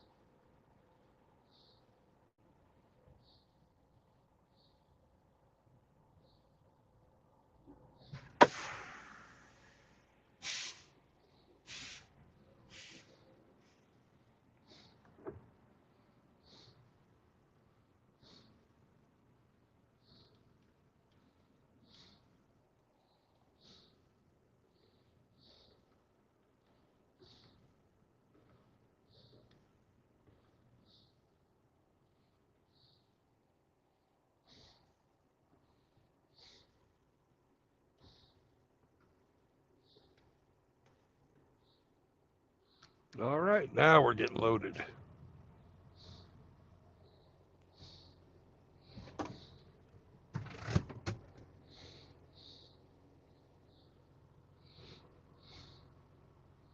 All right, Sammy, you want to go outside, run around for a bit?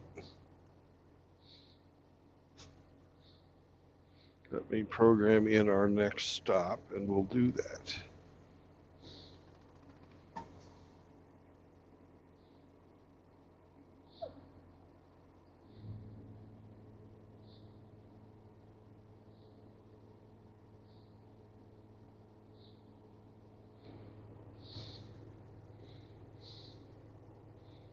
$25.70.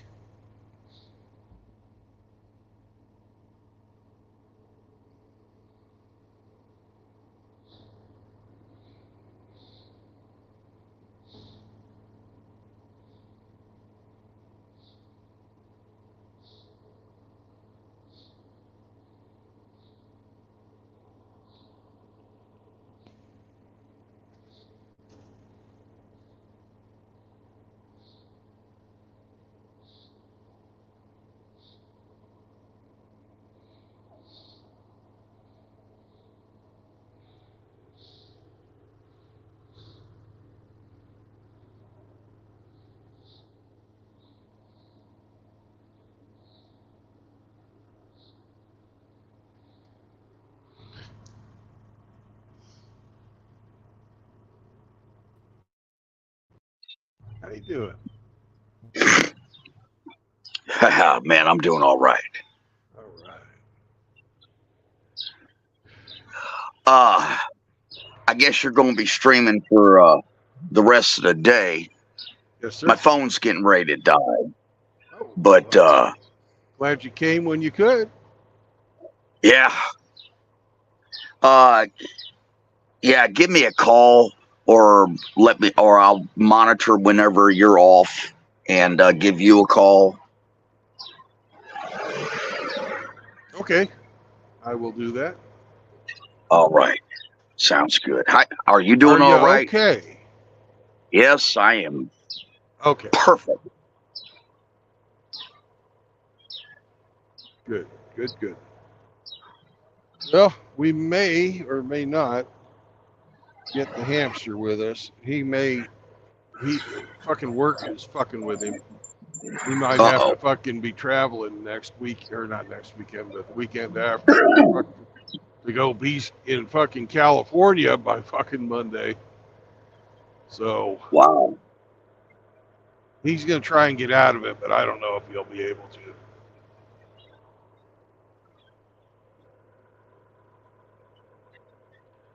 So I'll call you when All right. Then. we're out. But that's the only new news for the meetup that I have. Okay. I will talk to you All right. later, brother. Bye-bye. Bye.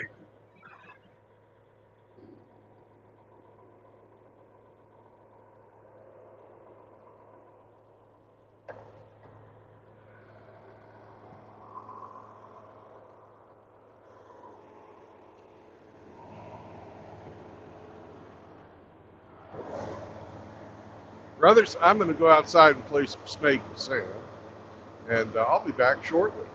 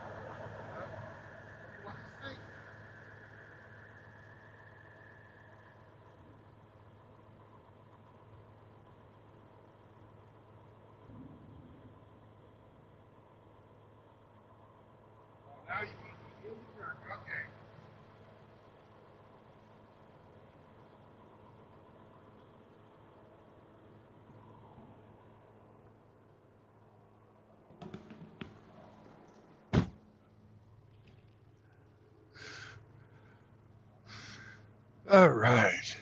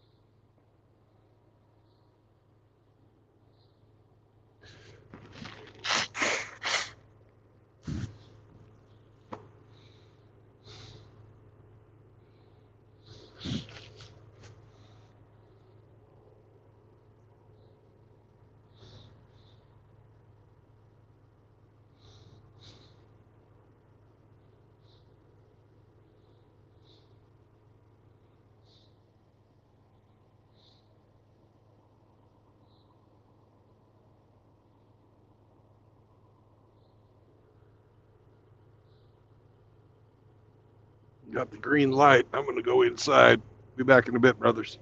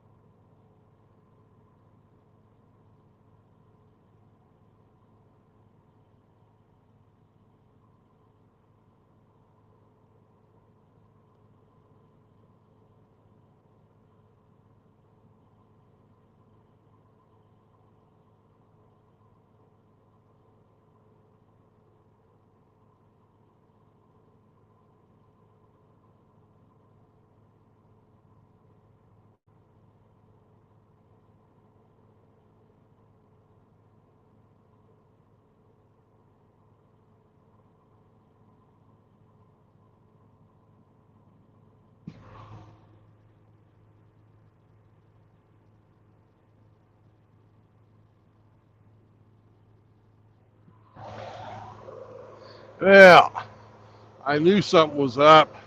They're not done loading. They fucked up my trailer. Had their fucking forklift too high and ripped off one of the fucking overhead beams. I'll show you. Let's go for a little walk, brothers.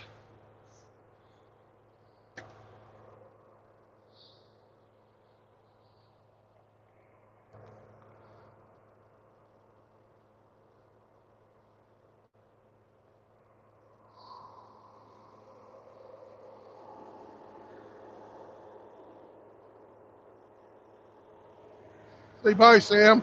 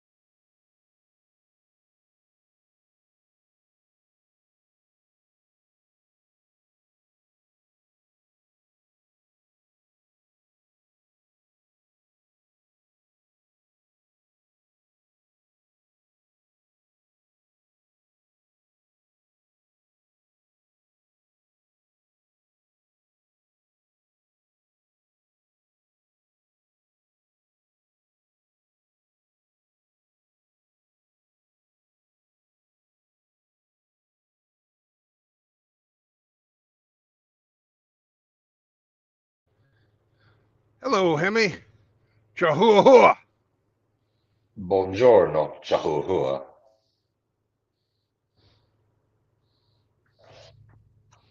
All right. I have to do some shit, so I will be right back.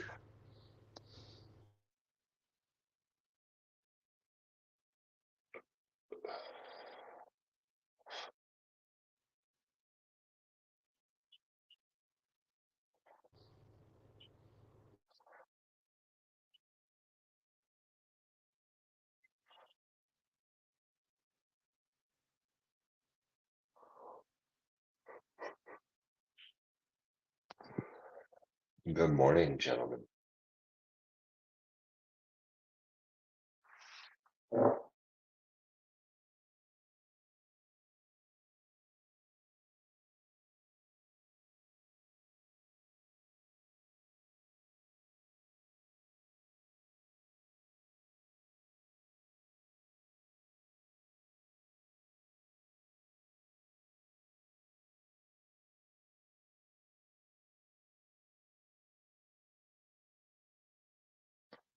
Bonjour, Michel.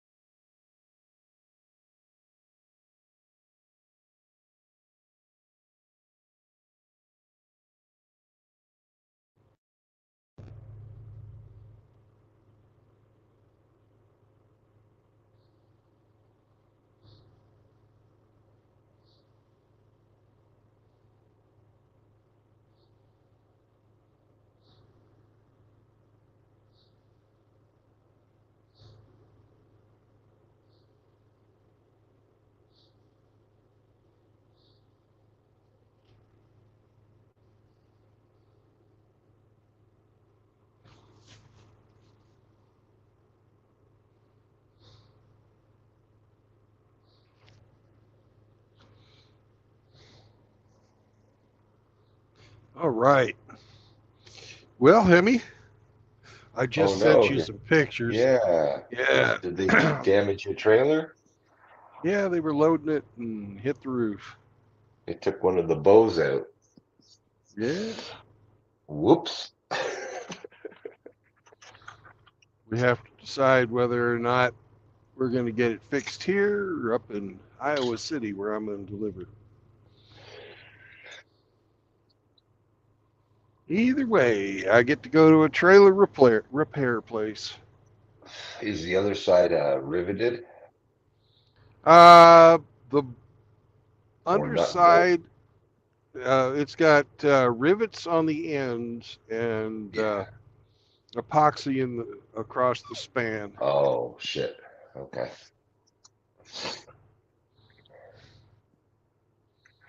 Damn.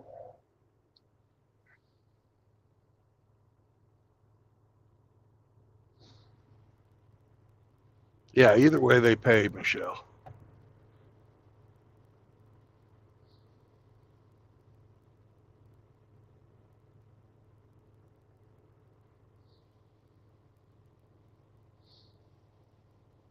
Yeah, it looks like they can just tuck it up and stick a rivet in it. They Call did. it a day. Actually, they don't have the ability to rivet, so I told So them nut and bolt. I told them to fucking zip tie it for now until we get it to the fucking repair station. That'll do. It's kind of what I figured too. Yeah. It's not structural.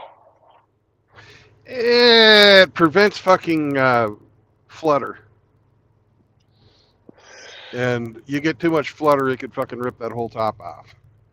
So that's what they're for.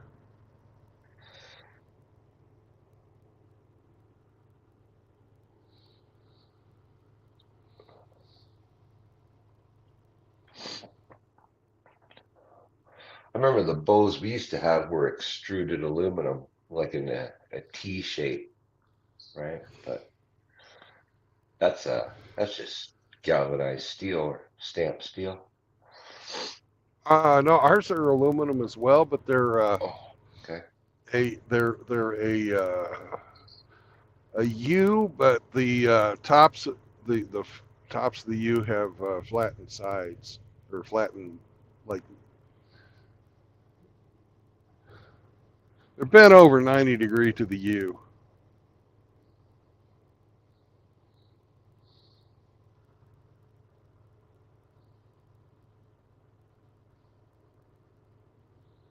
Too bad Frank's not here. I could make all kinds of sheep jokes out of that.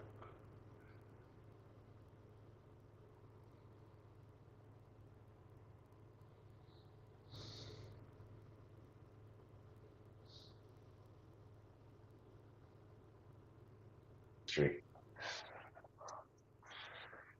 Used and abused. It's the same damn trailer that the fucking door fell off of on fucking Friday. Oh fuck. I told the fucking safety director this trailer was cursed.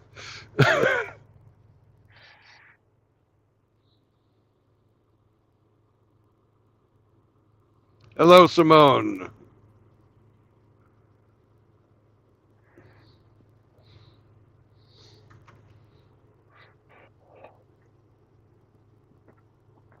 How long have you been running? 5 hours. Oh, Holy shit. yeah. Made my delivery, had breakfast at Waffle House, came over here to get loaded. They fucked me up. Damn. Played Snake with Sam. I guess goodbye, Michelle. Or That Simone. was, Simone. Oh, Simone.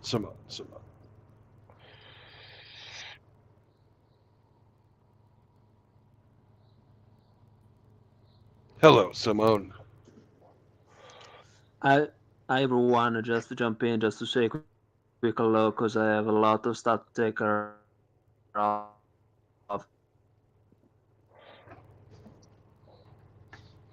All right. Buongiorno.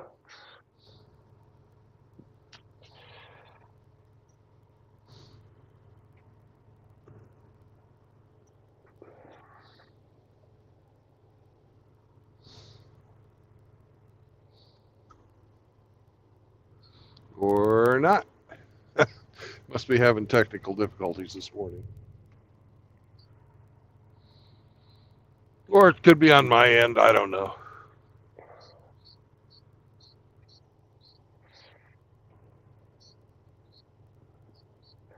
He's back, but he's on mute. Comes in, goes on mute, just like you. Yeah. Hey, did you like that song I sent you? I haven't seen it.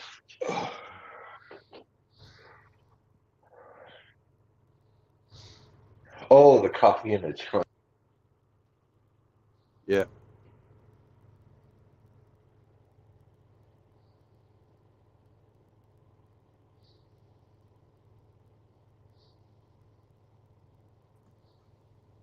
Did you say anything before, Brandon? I say all kinds of stuff all the time. Whether it's important to anything, I don't know. Other than saying good morning to you or afternoon for you. Yes. Howdy. That's all. That's all we've said. Because I couldn't hear you. That's why. We couldn't hear. We couldn't hear you guys or you either.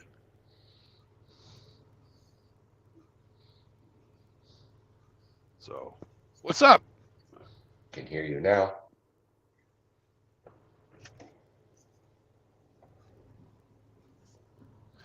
We could hear you. Well, yeah, we could for a minute.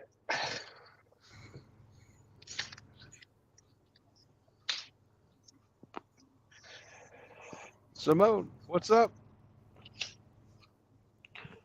I'm just jumping just to say a quick hello because I have a lot of stuff to take care of, but I just wanted to jump in just to say a quick hello and Okay. then I'm out. All righty. Mission accomplished. Pronto Yes. buongiorno. Buongiorno a te. All right. We'll see you around, guys. Okay. Take care. Take good care of yourselves. Will Have do. a great day, Simone. Hope you Ciao. get everything you need accomplished. And study hard. Graduation's coming. Yes. Freedom. Yes. Burritos. Ciao. Ciao. You tell him, Sam. Ciao, Bella.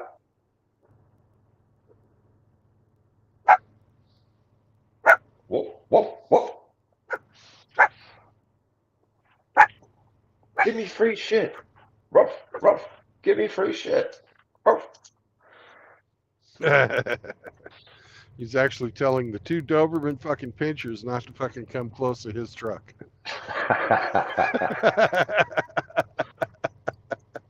They don't even acknowledge he's alive. They look at each other. Do you hear something? No, I didn't hear anything.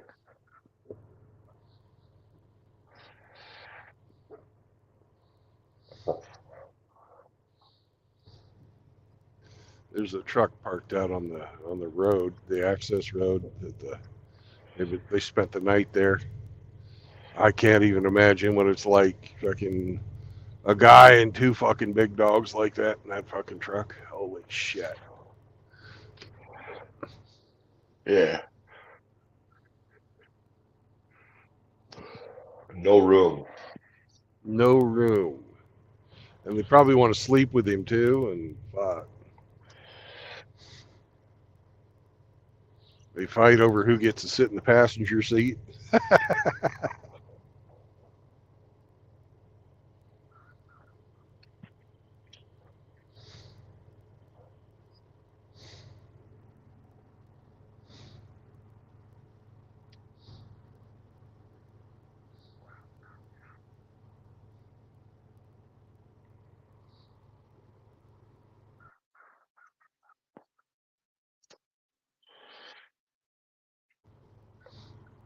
I'll be back. I got to make a phone call. Okay. Hey, you got it. You're in charge, Hemi. All right, I'm in charge.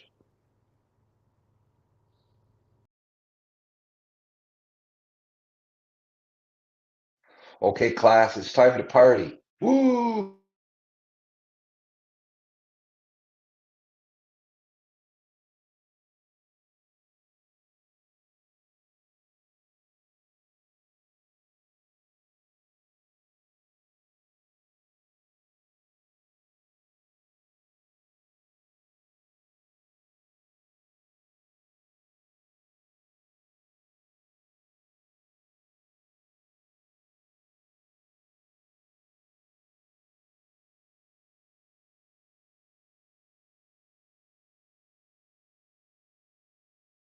Exactly, Ramadi.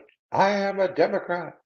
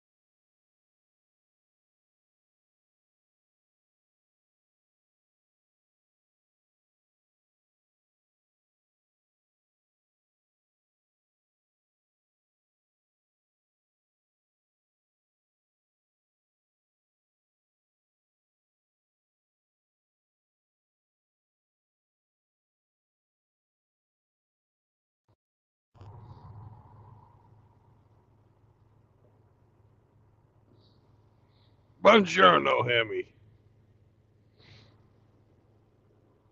I'm back. Buongiorno.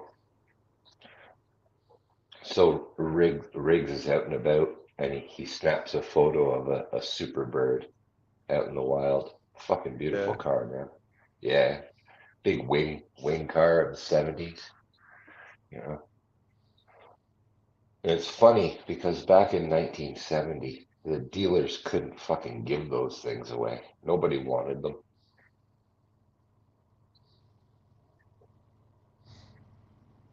And now Hmm. even one in rough shape would probably fetch close to 100 grand.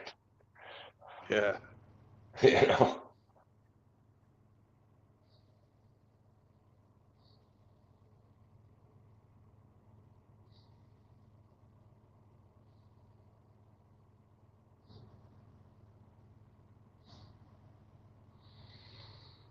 Yep. was your uh was your inbox Hey. full of was your inbox full of messages this morning? Uh, no.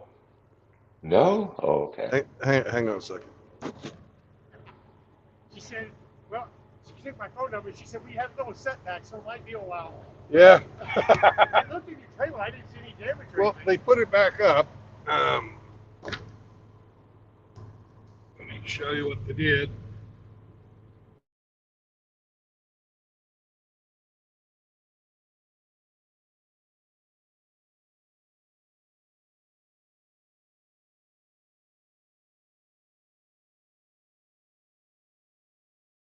Good morning, brother Rad.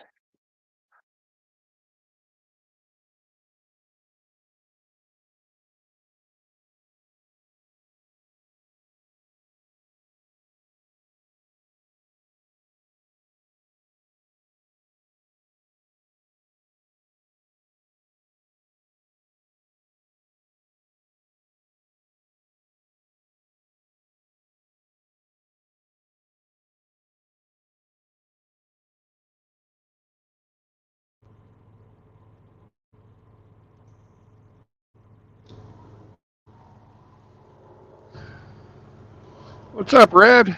How you doing, brother? Do not expect to see you on a Monday morning. My goodness gracious.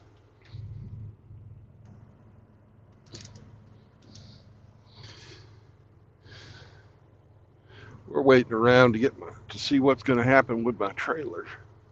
They messed it up while they were loading it.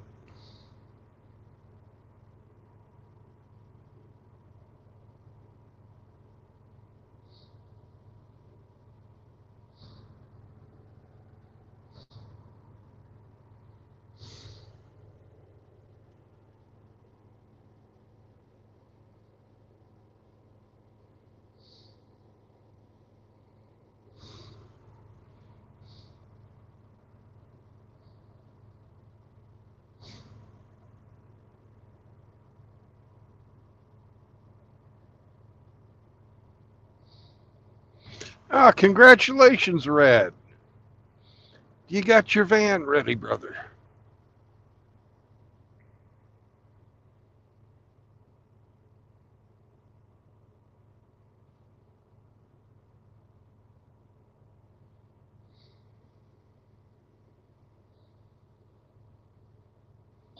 Was Rad going to do van life for a bit when he sells his Yeah, van? he's going Right to on. Mexico. Mexico, Uh-huh. land of tacos. Yeah.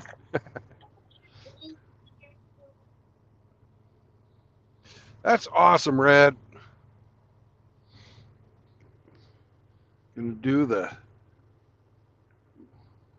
live out the van, work remotely, living the dream.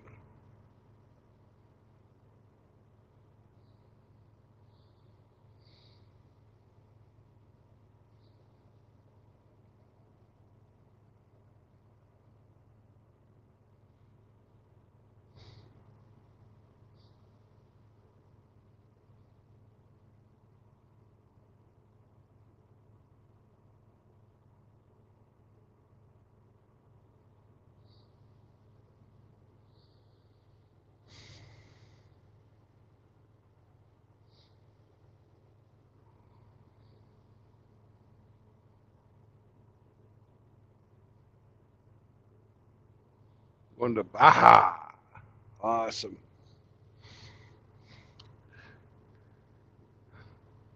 I was stationed in San Diego for a while. I went down to Baja a couple of times. One of the coolest things that we did was go out and swim with the fucking whale sharks. If you get a chance, try that out, man, if they have a tour. Swimming with the In the whales. Yes, well, not the whales, but the whale sharks.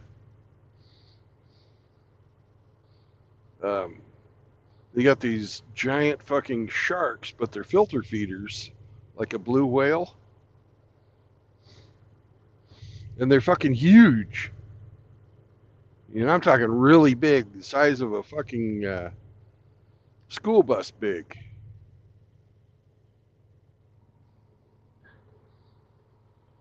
Just swimming along, eating in the Gulf of California.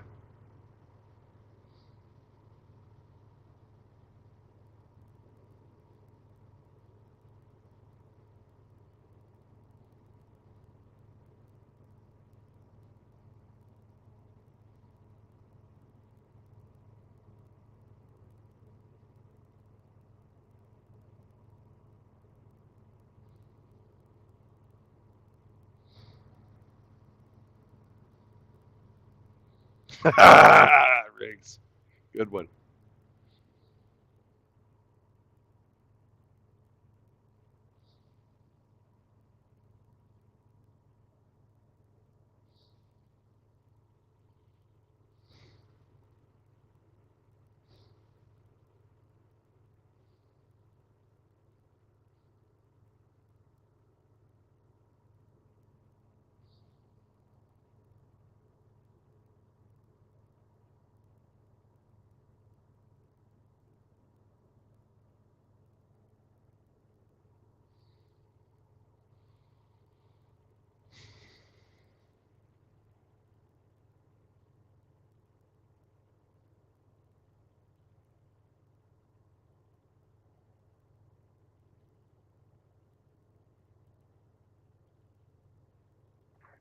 Well, let's hope Riggs Rad gets much over asking.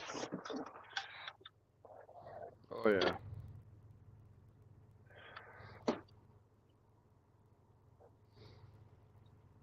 $50,000 over asking or more. Let's go.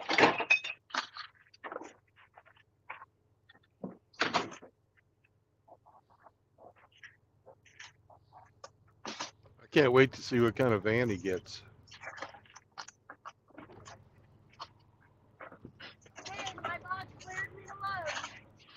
All right, I haven't heard from mine, so I'm sure that it's fine. All right, I got to make another phone call. Mm-hmm.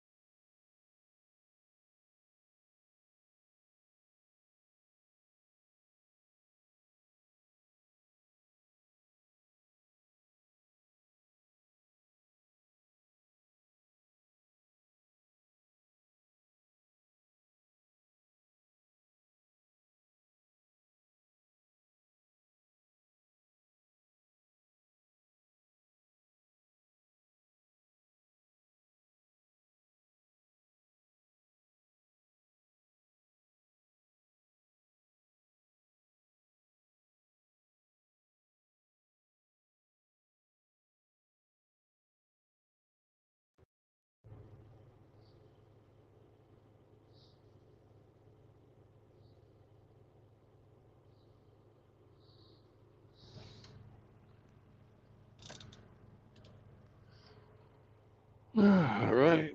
Hurry up and wait.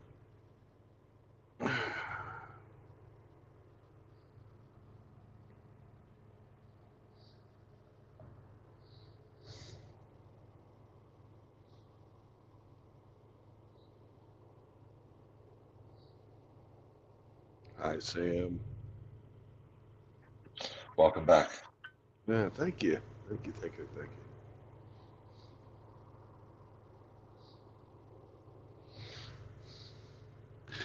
I think I'm going to walk in there and grab a tie-down strap off the wall. Might as well utilize the loading dock when they're letting me have fucking free access in and out.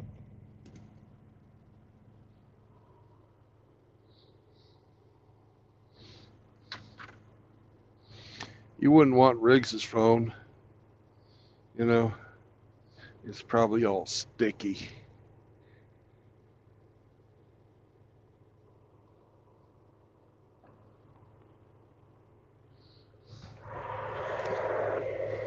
Full of fucking cat hair and zinc. Disgusting. Yeah. And traumatized by all the prawn it's had to watch over the years. Yeah.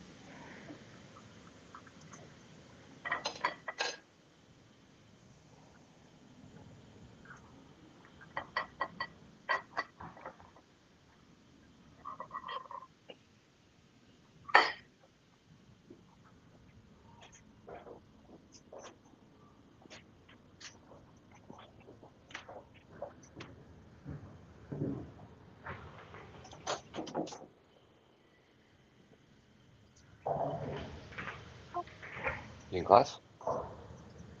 Yeah. Job. Doing classwork? No. Doing French. They what? You waiting? Yeah. I saw this hanging on the wall. I figured I'd come in here and grab it. Before you get run over 100 times. Yeah. Yeah. Well, I've got certain trucks that I load that the guys that unload them will just drop it on the floor and run over it. And then truck comes back and stops if I can't use it no more. Yeah.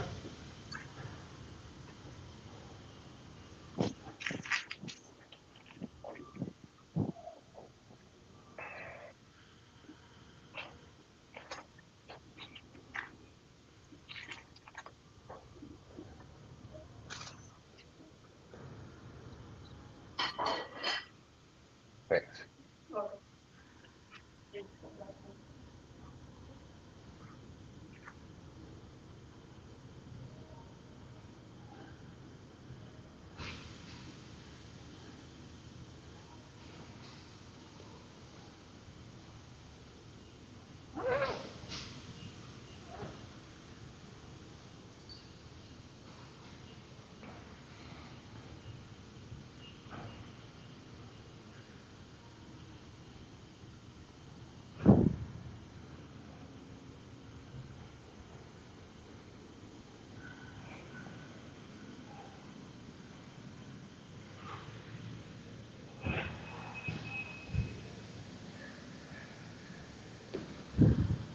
Well, now you've seen what's in my rear, Hemi.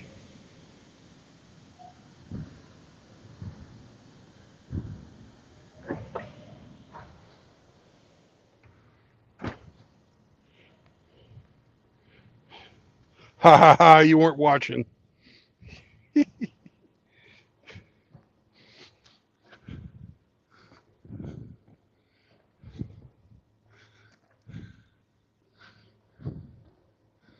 Yeah, no, I wasn't looking.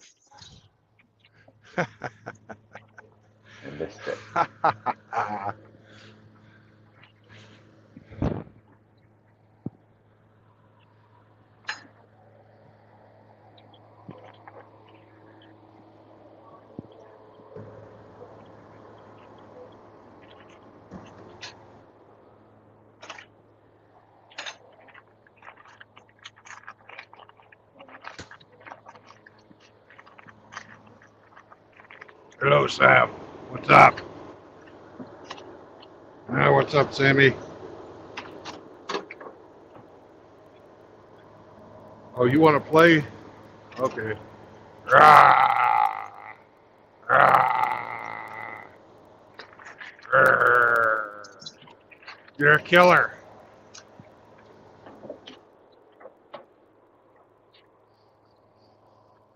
If I keep telling him that, one of these days it's going to be true.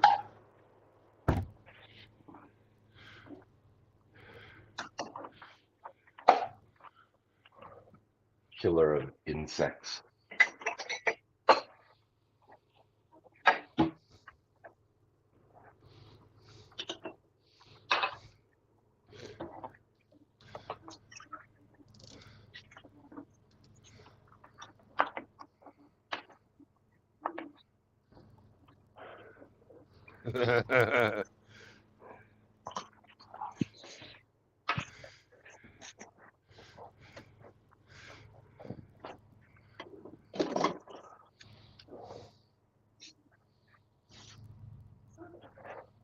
What's up, Char?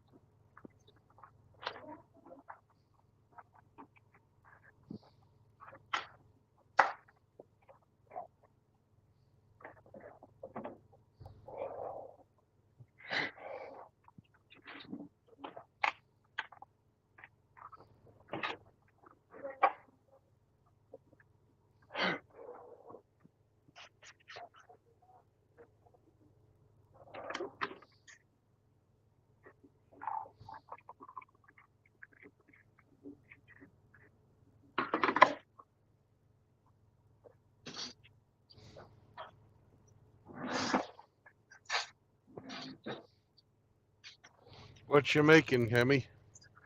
Coffee. Coffee.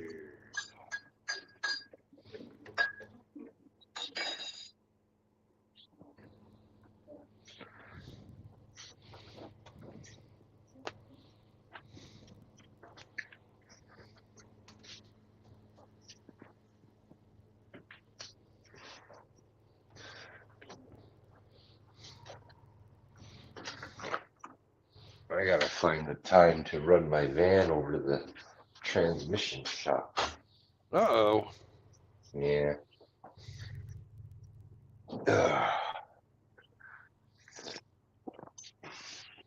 Fucking, they're not open on the weekend, unfortunately. Yeah. What's wrong with it? Broken. Oh. So something electronic. It's stuck in limp mode. Oh man. I've got a code that the TCM and PCM aren't communicating. So it's either, I don't know, corrosion in a wire, broken wire terminal. I checked the fuses and relays, but I need someone with a more in-depth scan tool.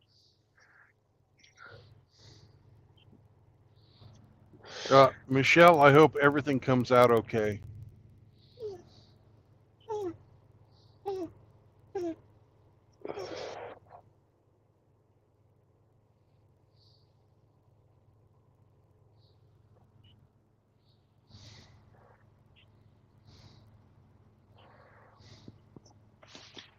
Welcome back. What's up? Mr. I come on and mute myself. I just wanted to share something with you guys. Hopefully it's not herpes. No, no. No. It's just a message from White Fang by Jack London. That White Fang had to endure a lot of hardships, many hardships, Mm-hmm. before being at peace with himself. So the meaning is that even though we have to face a lot of difficulties in life, eventually we'll reach a point where we will be at peace with ourselves. So don't give up on faith for a better future, because I think that it will be a better future for us if we keep on doing the right thing every day. So I wanted to share just this. Those are nice thoughts, man. Thank you very much, Brandon. Because I love animals, I love dogs, and I have a dog myself. His name is Light, and just reading White Fang, I think it talks about life too as well, because it's not just men that are. It's not just an animal. It's also a man who struggles with life. So I think that that book is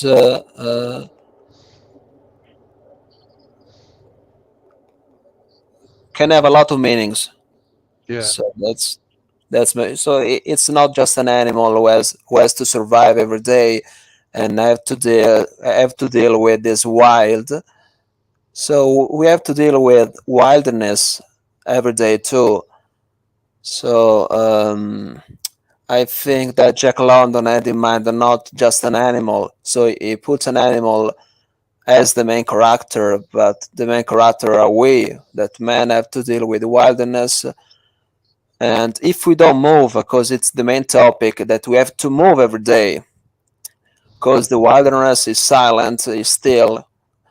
But if we don't move, we won't survive life. And White Fang had to understand this, that he had to move in order to survive. He had to hunt. And he had to understand all of these things by himself. And I can relate to him because I had to do all these kind of things just by myself.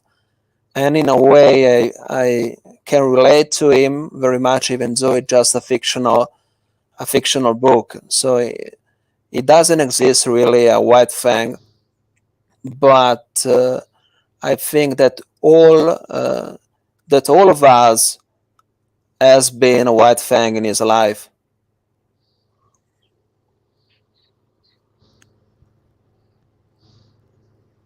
What's your take on this, Brandon?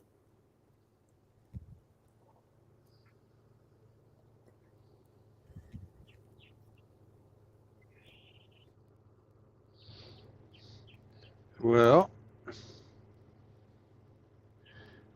everybody, that lives more than or past their childhood has to have faith and will has to work towards some understanding and finding their place in the world.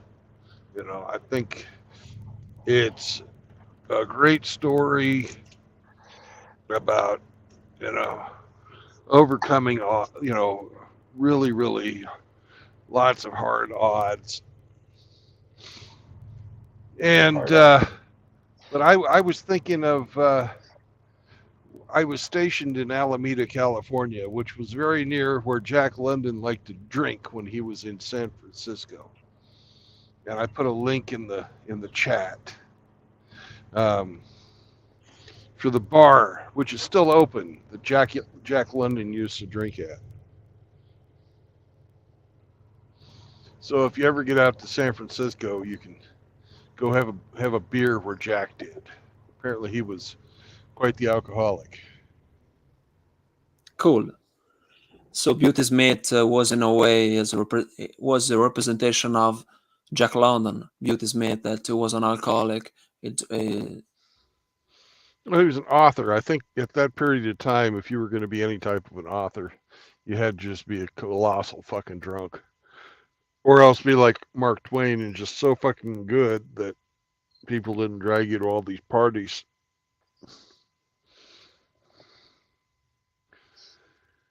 As in his later, Mark Twain would have a few drinks, but Mark Twain wasn't like Jack London. He wasn't like, Hemingway or any of those guys. He was more his own man.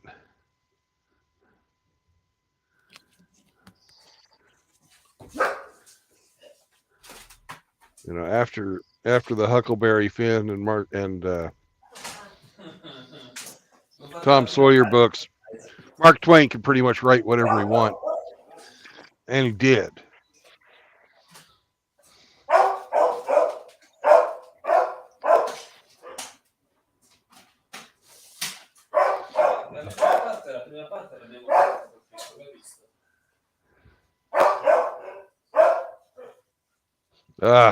More communists.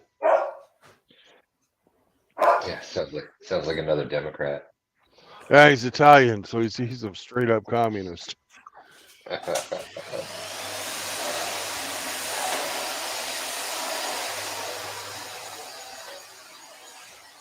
Bargiorno.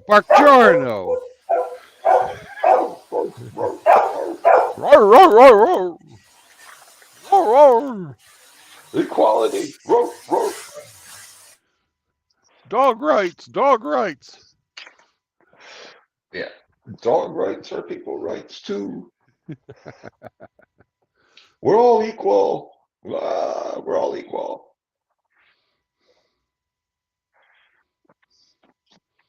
I identify as a cat. Don't discriminate against me. Don't shame me. How dare you cut off my testicles? How dare you? How dare you? The audacity. Partisano pooch.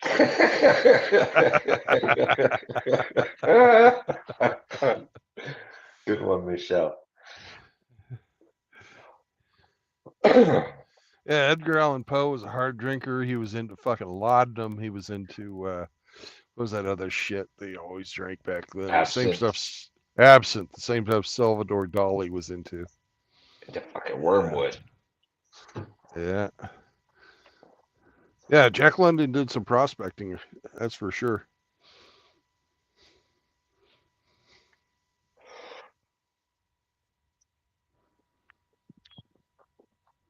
Yeah, potent opium. The type of opium that he did was called laudanum, which was fucking opium fucking held in suspension in fucking schnapps. Uh,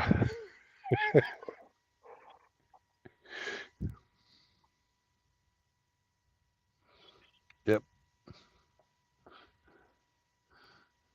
So you get a good, you get a drunk on while you were doing your opium as well.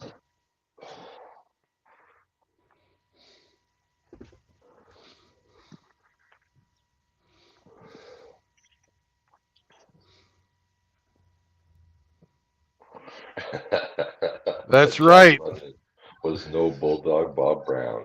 That's true. Well, apparently he was kind of scrappy.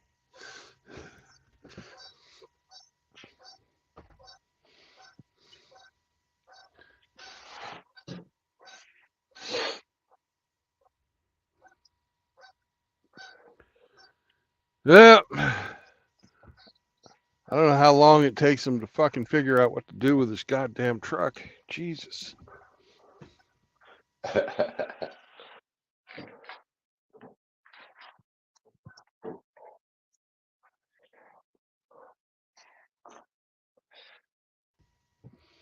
don't know why it's taken over an hour to decide take it to the shop or don't take it to the shop. Come on.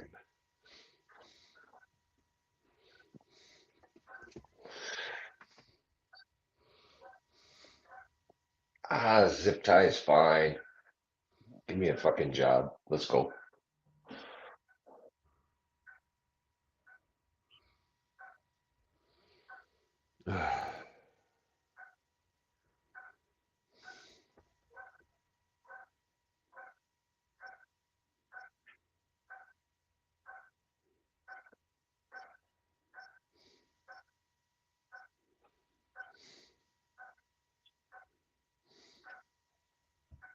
We'll catch you later, Simone.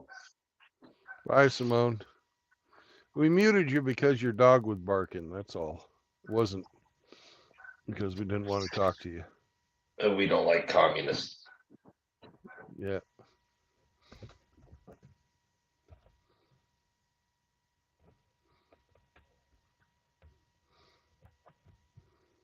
Well, I don't know if you guys noticed it when I was in there fucking getting the number of who to call, but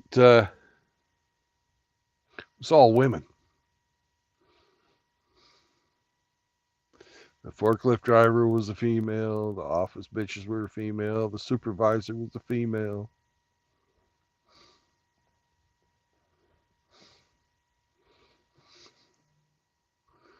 So.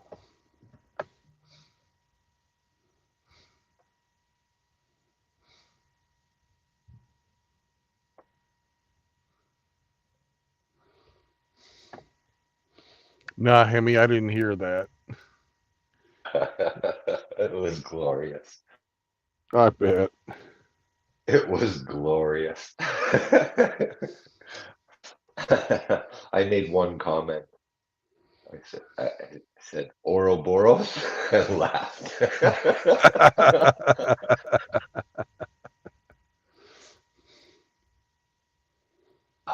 Oh, it was beautiful.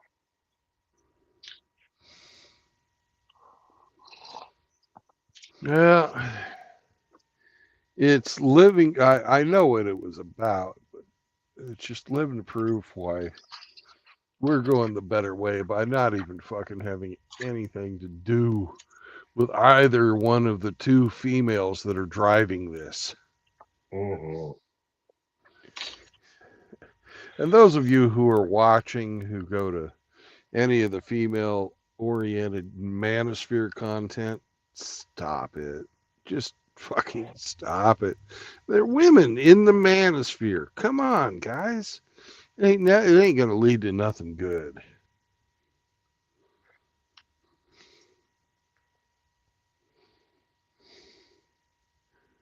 And there's people in there who are old enough to remember what happens and just don't fucking know better.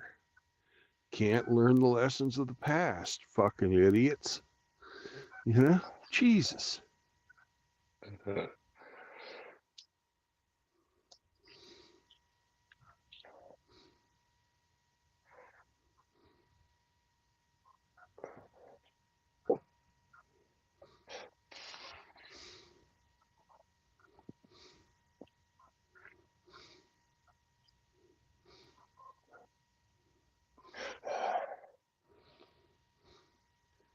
PNC, you would be surprised how many people want to be mothered. Yeah, I see quite And a then few names. and then we have another group who lurk. You bet.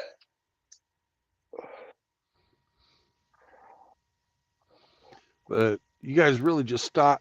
You need to stop giving those cunts fucking clicks.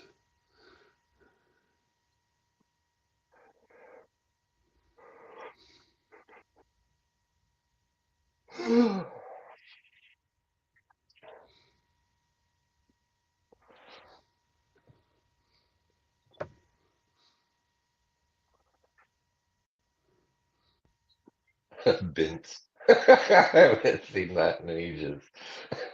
Say that Definitely again. Scott. Ian Blades, sad but true. It's not worth your time or effort for miserable bints anymore. I just haven't seen the word bints in a long time. Ah, yeah. I've never seen it, but I kind of like it. It's a great It's word. yeah.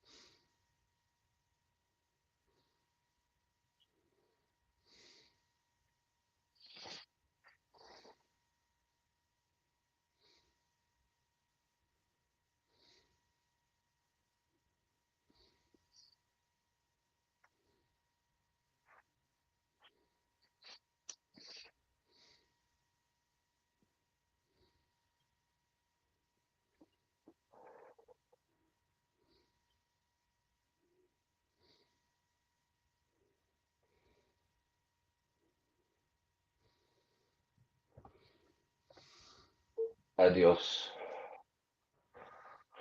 Go get your chores done, Simone.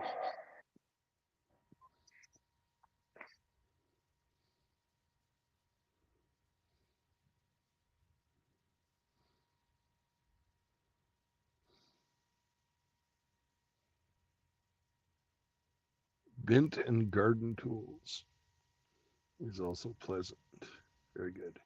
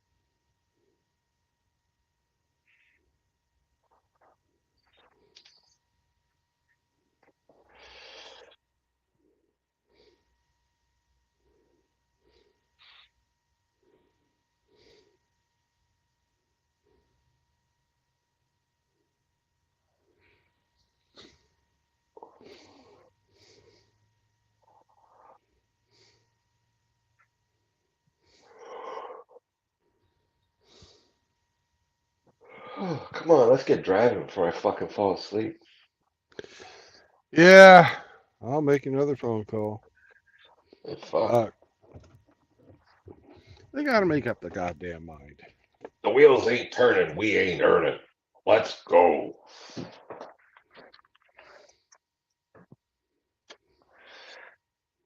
Be right back. I'll be here.